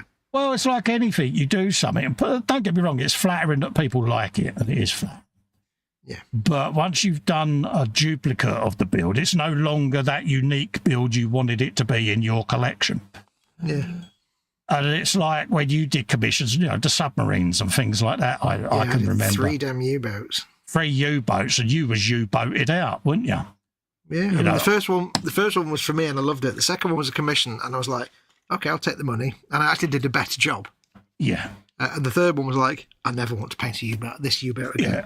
And you'll always get a commission for a build that you really don't want to do. Yeah. Yeah. Sarah says, yeah, it's not average or an amateur. She's telling me off again. You're far better than that, but fully understand you don't necessarily see that yourself. Take the praise. It's really deserved. Thank you very, very much, Sarah Jane. I know you mean that sincerely, and I take it very, very humbly, love, because, yeah, but we're all like that. Any artist is like that because you don't see yourself as that high-end talent, do you? And artists that blow their own trumpet don't interest me. Yeah. I ignore them and shun them. But thank you very, very kindly for them comments. It is very well received, so thank you. Oh, yeah. Be gracious of you, young lady. What am I doing? Some yellow on there, I think. I've made the cardinal sin of leaving me Citadel pot lid open, but I'll put a bit of Lamia medium in it before I close it up, and that'll try and reinvigorate it. But yeah, I'm taking it from the lid to the palette and then making so many glazes and blends off of it that I kind of forgot that I've left my lid open. I've done that before now. It's a sacrificial base paint anyway, so it's no biggie. I made the mistake of doing that with an enamel weathering pot once. Really? Panel wash, and it was like, yeah, that was basically a pot thrown away after about half an hour. Oh, you can kickstart them. I tried it with a milliliter of Mr. Robbie leveling thinner. All right, because it's a lacquer thinner, so yeah. Yeah, and I kick-started my rather decayed wash because I'd done the same. I had it in the holder and I had left the lid off. I must send you them. I've printed all your stuff out. Ooh, lovely. So I've got a parcel to send to you, mate. So don't be shy of reminding me if I haven't sent you a notification of it in the post. Just prompt me. I have a box here with... what's in it? Where is it? Easy line and a couple of stickers. I've got there's something else I was going to send Festa that I can't remember what the hell it is. And I finally got a small box that I can use to send to him. So. Can I commend you on the good plug you did there for your new stickers, mate? I'm quite impressed with it. Yeah, I'm not actually selling them, so... no, I'm not plugging them. No, I've always said to people, if you want stickers, send me a stamped addressed envelope and I will send you some in a shop card. Shop card. Well, I found that at one point I was doing 60 quid a month on stickers and I just couldn't afford it. No. But the minute I asked, oh yeah, if you want stickers and shop cards, send me a stamped addressed envelope, demand suddenly went. Mm-hmm. Which was annoying because I had 1,000 shop cards printed. Yeah. Yeah. Everybody likes a freebie when it's a freebie. But yeah, I've got a plot of cutter here that I use, and I've done design because my stickers at the moment are of my old logo and that, and I changed that last year. So I've got 3 different types of sticker that I'm going to be printed. I've got, yeah, where is it? There it is. I've got them on here. A couple of samples that I did. Let's take that off of there. Spin that around. Spin it around. You've got Festa Red. You've got Micro Festa. And then you're going to get a roundel, which is my YouTube logo, with the Festa 67's workshops. I'm going to just rejig them because I've changed the font in the banner as well. And then I'll print a load out and I'll start popping them in the post. So, yeah. Right. But yeah, did you show your sticker to people? I did show my sticker to people, yes. Good people, because I wasn't looking at the screen at the time. I was playing with me on me now. There we go. Stay in the studio. Yes, thank you. I got the prompt. Yeah. But if any of you know how to get rid of that, tell us. There could be a buried setting that I haven't found yet, but it's so bloody annoying. Yeah, because if like when I work in here, my screen is over there, 90 degrees to my head, and I very rarely... So that's often when, like, Festa will say, can you not see me doing it? I'll be like, I'm not looking at the screen. I never see the screen. So I'd just be signed out. It gives you a 2-minute countdown timer, and then it does kick you. Because it did it the other day, didn't it, when we was in stream? And I, luckily for me, quickly scrambled and reactivated the stream and it didn't lose its feed because YouTube is about a minute behind, isn't it, as to what we're going out. So I caught it just in time.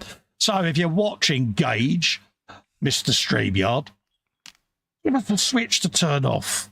You annoying bollock. Yeah. Yeah. Shenanigans. Yeah, because no need for it.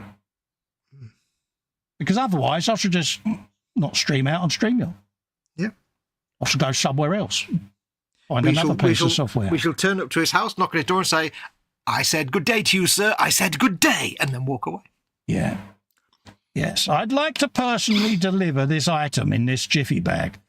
It is what we in the UK call a dry slap. I'm just going to put my gauntlet on and slap you repeatedly on the said chops. Thusly. Challengage. There you go. Consider yourself thoroughly dry slapped, young man. I've decided to conduct an investigation to see if you can recreate the Indiana Jones punch sound, and you will be the subject of this punching. He had a disappointing look on his face as the gauntlet was removed, leaving a sting. He had a disappointed look on his face as he rolled across my bonnet. Jasper Carrot, yeah. Oh, which reminds me, do you remember the other day I bought that thing on eBay? Yes. It turned up. Was it as bad as we thought? It was perfect. Good man. Yeah, I've the other day I bought. If you remember that, I did perfect candidate. Yeah, I did a tabletop trauma center. Remember, I did a Lehman Russ that I bought on eBay, just so I could like paint it, take the paint scheme and paint it properly, and show the person who painted it how it could have been better. And I've got a few things that I've ordered. I've got like an Orc jet and stuff. But me and Festa were hanging out, and it's that thing where we hang out and make a mistake of looking on eBay at stuff. Yeah. And normally I don't really do anything. But basically, I came across a Forge World kit that somebody had assembled. Yeah. And painted very simply, but was selling it at half the price of the actual kit. Yeah. Bearing in mind the Forge World kit. And it's like, even if this was painted like a beautiful piece of art, I can't not buy it for half the price of Forge World kit. So I got it, and it's like, oh, it's very nice. But I was like, I was tempted when I bought it. Say things saying, why are you selling it so cheap? I thought, nope, shut up. Don't say a word. But yeah, so be an upcoming Tabletop Trauma Centre project coming up. Absolutely. In answer to Harry's question, yes, that is an RFM Tiger one I just spied, he says. Yes, that's in my to-be-done work pile. Tiger, oh yeah. That's going into primer hopefully this week, mate. That's all sub-assembled and everything. And then nice. Me Brabham's above it, me Marquez bike, the Metro, and then obviously my El Camino. This is my work in progress shelf. And I can't add any new kits to that until I've cleared at least 2 of the works in progress. It's my way of stop having 15 or 20 kits on the go because I'm getting forgetful now. Yeah. And I forget and lose my train of thought where I got to on a build, and it's very frustrating. In case you wonder, this is Festas Fluids, folks. Oh, yes. I very nearly called it something else then. This is my Lamium medium type stuff. It's a homebrew version of the Citadel pot that you get, and its description you'll like. It's sticky and it's medium. What more could you say? Festas Fluids, folks. Festas Fluids have been mentioned again. There goes I'm into a shop monetisation. near you. I do Festa Fin as well and stuff like that. Yeah, airbrush cleaners and that. And so Andy Quinney, bless him, said, I'll buy some bottles of that. And it got me thinking perhaps I should reach out to a company and get them to just label some stuff up and sell it. But yeah, it's all to do with licensing and IP, so you've got to be so careful. Festa's legally distinct acrylic medium. Yeah. That's why I've worded it as type stuff. Yeah. Because it's not exactly, if you know what I mean, but Yeah. Yeah, it's like homebrew airbrush cleaners, you know. Festas airbrush cleaner. It's cleaner for airbrushes. What more do you need? That's exactly what it says on the tin. So a bit of that, I'll kickstart that. I kickstarted a really knackered pot of paint with this the other day that was rock solid. Which one was it? Corvus Black, I think it was. I've just used Corvus Black. And it was absolutely spookhead. Rock solid, and it started to break it down. So, yeah, I'm quite pleased with it.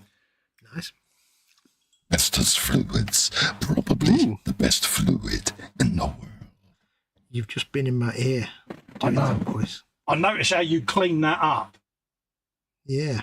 Yeah, because I know exactly what you wanted to say. Yeah, I was going to do a Chorley FM quote there.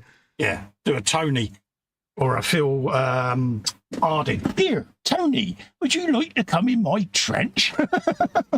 It's like, weird. Yeah. Tony Robinson was killing himself laughing, and Phil's going, "What's so funny? What's so funny?" All right, my barber. Like, You can tell I'm painting tiny bits now. I've got my artificial layer brush out of its tube. yeah, that's got rid of the dryness off the lid. It's done red. Harry says, yeah, great. He said, I got one and also the Panzer 4. Yes, I got the cutaway version of the Panzer Aust and I got the Jag Panther. And I'm going to sit and binge build all three and hopefully try and get them all primed and base coloured. And then I can sit and have them on stream as weathering projects. That's the... Pardon me. That's the plan. And once they're built, all three of them will live in that tiger box. That's a good thing with weathering, isn't it? In the cave at the moment is I've got lots of boxes with projects up there. Ignore Raggy, that's there for a reason, in case you wonder, because I've been airbrushing and behind that are all my part works. Ooh. So I don't want to get paint dust on them. Let's spin that round. Spinning So around. I've got boxes up there that have got all my projects in, see, and Doof Wagon, things like that are all primed and ready to go. So it's just content for the channel, and then I can drop that down and pick stuff out of it. For those that wonder, Man Cave, that's me ceiling I look at. Loads of different pictures and stuff like that. Marilyn Monroe. There's the infamous USS Nimitz. That has been up there for over 6 years on that shelf. Just up there. At least you know what shape the clean bit will be then when you have to dust. For those that wonder, this is actually a kitchen, by the way. I often get asked how big this room is, and for those that haven't seen it, this is kitchen units, and in there's all me reblend stuff of all me materials and stuff like that. It's the one kitchen is allowed in. It's a TARDIS, mate. Yeah, it's the only time I was allowed in the old kitchen is when I put it in here.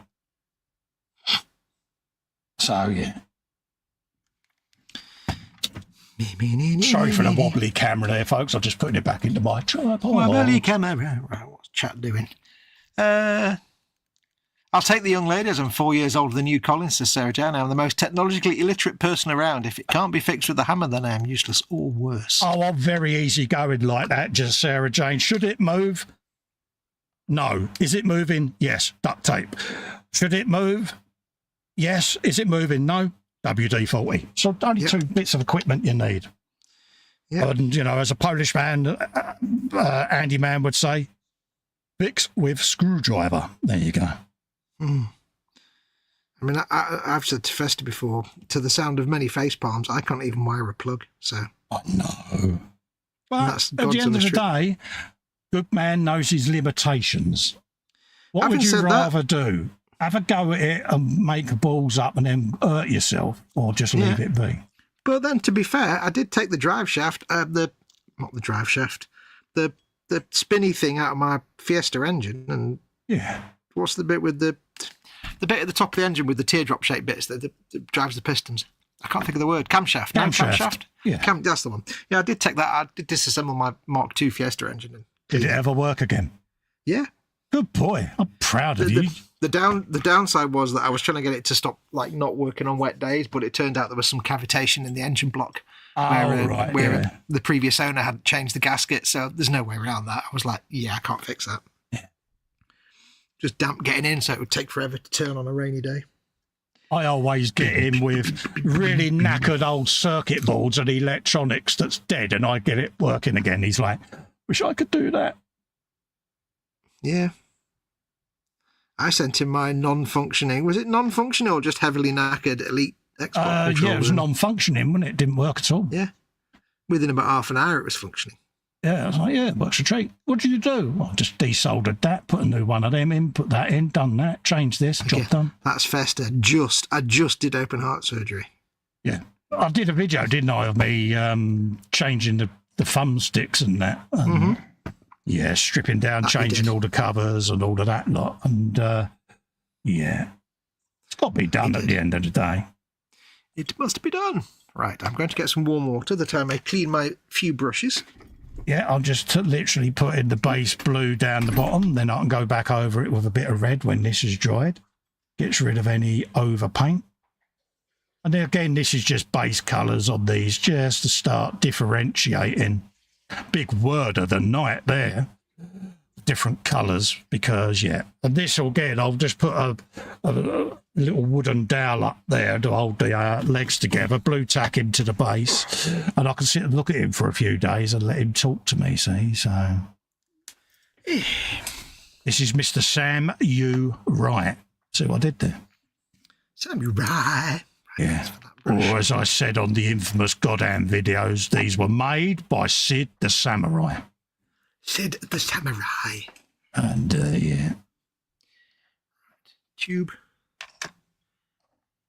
There you go. Bit of that. Oh, there's my tube that I'd lost. Okay, good girl. Has he got any blue? Oh, yeah, he's got his blue wrap going around his midriff. God, I sound like a 1950s Mr. Chumley. What is round his midriff, you know? Round his midriff, you say? Yes, and that was applied around one's midriff. Okay. Yeah. We'll work our way down from the top of it, and then I'll spin him upside down, and then go from the bottom to the middle, so that I don't, hopefully, brush over the red base. But if I do, I'll just go back over it again with a bit more red. There's no biggie. Yep. This is the back and forth stage, as I was saying earlier. Yep. I'm actually using a brush that's a bit too big there, but I just can't be bothered to change it.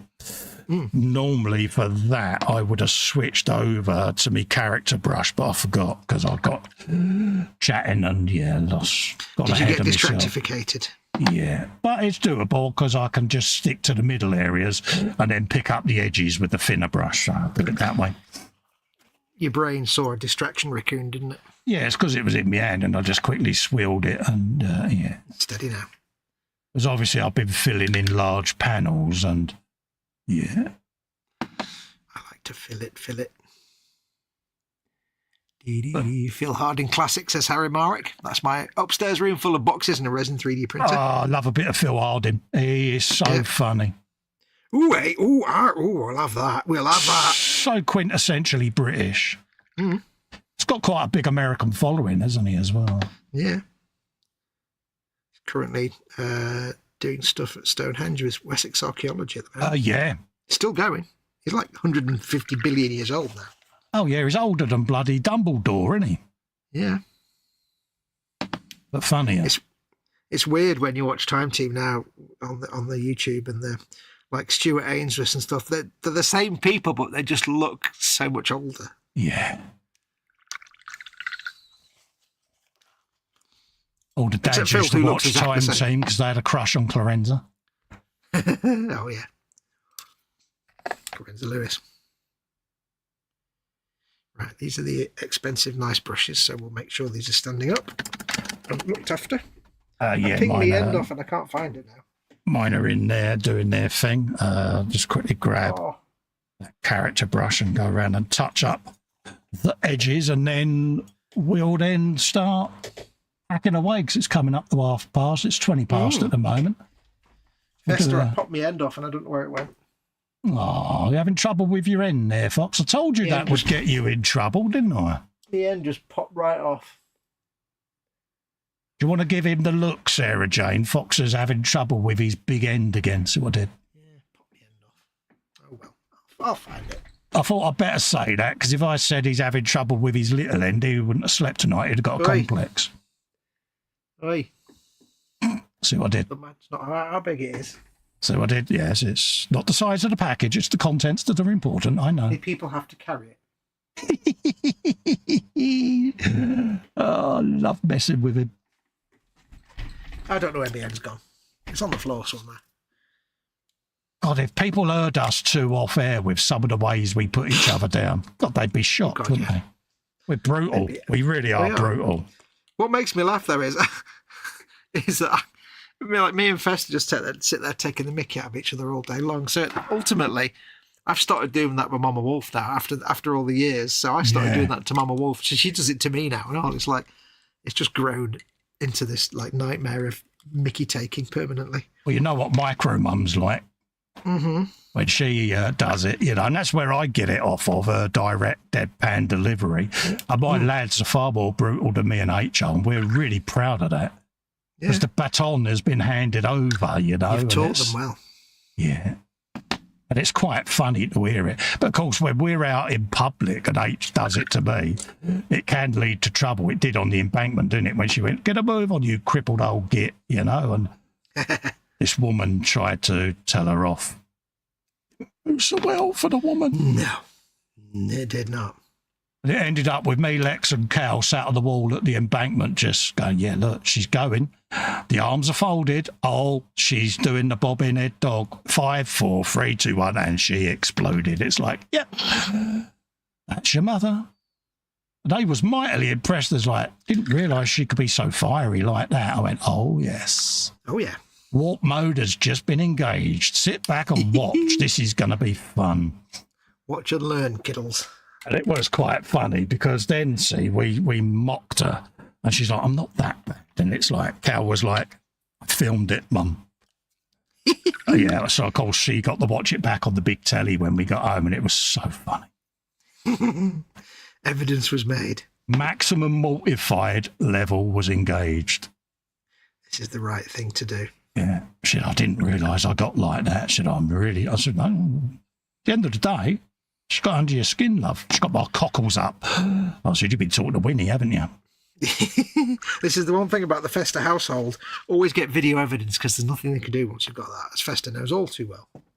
I had a phone call off of Winnie earlier. Oh, yeah. And she went, just ring it up and let you know I died. I went, pardon?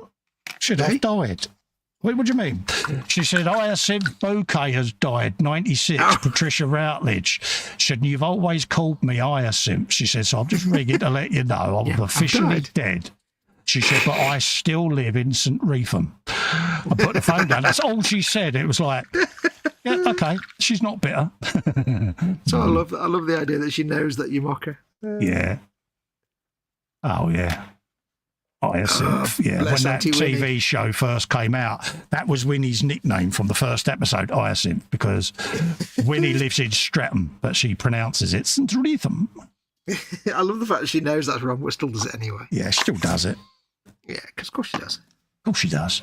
Bloody mischief. Cowbag. Winnie, Auntie Winnie, God bless her and all who sail in her.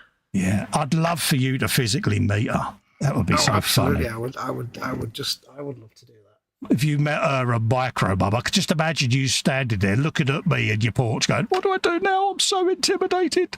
The Hannigan sisters have arrived. What do I do? Don't look at me, mate. You're on your own, pal. Be careful what you wish for. They're yours now. See you in an hour. It's like how to learn whether you have the self-preservation instincts or not. Yeah. Go and visit the Hannigan sisters, unaccompanied. Yeah. They are very funny when they're together. But also, it's a bit like, seeing a gangster walk down the street, you see all the front doors shut, then there's all the wives are gathering up the kids and getting everyone in the house, and and yeah. It's a bit like that when them two walk down the street in Streatham, because what you want them to do is to be walking down the street in the middle of the street side by side, like with spurs on, ching, all the doors closing, the piano player stops. Yeah. The dog hides, comes across the street and hides. Right, well, before we finish, I should just show what I've done. Yeah, no worries. Yellowy bits, I've done only a few yellow details here and there. I've done some stripy bits.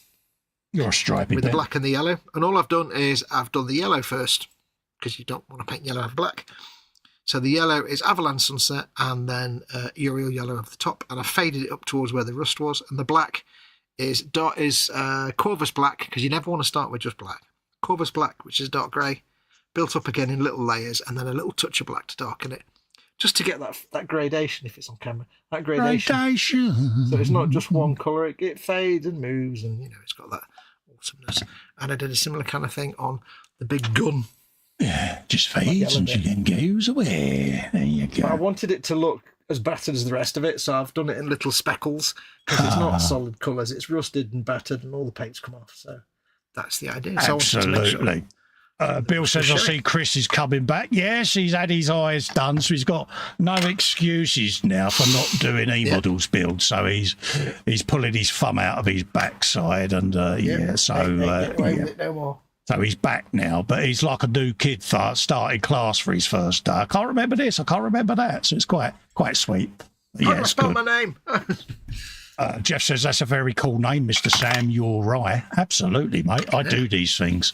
Sarah J says, I would help Fox, but I don't have a magnifying glass handy. Smiley face. Oh, the burn. What have I done? I've done some base colours on his hat or his helmet. I've done some shiny stuff in the middle, just to start that off, top and bottom. Darker on the bottom, because it will be in shade. So, then started doing his apron and his side armour panels with their base colours. First layer of metallic, as you can see, has been done as a really, really fine glaze, but already that's given that a shine. Yeah. And it is literally, using what's under you, but because I can semi-transparent, I can still see some of the shades through it. Yeah. And then obviously I've done the stripe down the front and the edges and that. Not an awful lot done on him, but when you marry that up with the legs and these plates there and start whopping that all together, you can kind of see how he's going to go together. You do quite a bit, and just looking at how much there is to do left, there's so much detail on Whoever was asking earlier about shiny metallics, that is literally just a Citadel Grey Knight steel colour. But because it's gone on as glazes, it almost gives it a depth, but also a shine to it. It kind of negates any flake, doesn't it, as well? For some reason, I don't know why, it just... Yeah, and that's had no gloss. That's literally, off the wet palette. That. I think it makes all the fleck line up or something. So that'll be that. That's how that will go with all the sword and all of that gubbins, with his helmet on the top and all of that. So, I'm quite happy with that. It's a start. Because poor old Sam and his Uri have been sat there on that 3D print bed for far too long. Yeah. Ron was going to say to me, could you take a picture of what they look like? Because I forgot. So there you go. Sarah J says, looking really nice. Nice work as usual, Fox, as well. So she's giving out the compliments, so we'll take them. Again, massive, massive thanks for putting up with us two plucks tonight. Yes. Hopefully you've enjoyed yourself. Hopefully we tried to keep you as engaged as possible. If we did forget some of you, I apologise now profusely. Stay safe and well. Enjoy the rest of your weekend's motorsport, because I'm certainly going to.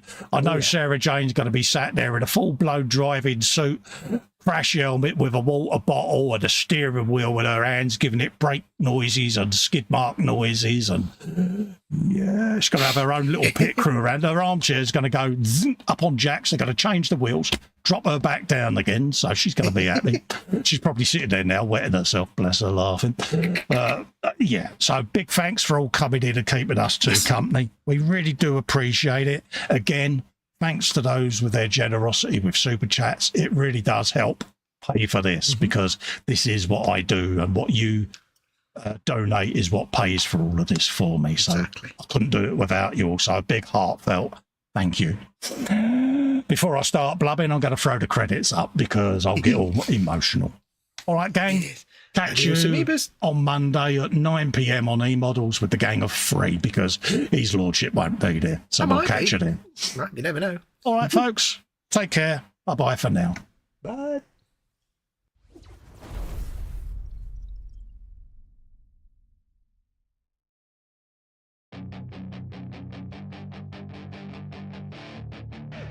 chance to be ruthless. Hey kid, don't ever let them get inside your head. They'll tell you what to do in life instead of everything you know that you could get. Don't let them guide your life towards regret. I'll fight for what I love with every breath. My past is filled with things I won't forget. I use them all to push me to my best. So treat the worst of times just like a test. If only I could go back in time, I'd tell myself that everything will end up alright. Just push yourself, test yourself, figure out what you like, and find your limits, don't be rigid, always work towards a prime. Surround yourself with open minds, people can change your life. A few friends with intent can help you feel alive. Find a passion, take some action, and with a little time, just be patient, make a statement, try to enjoy your life. They'll try to kick you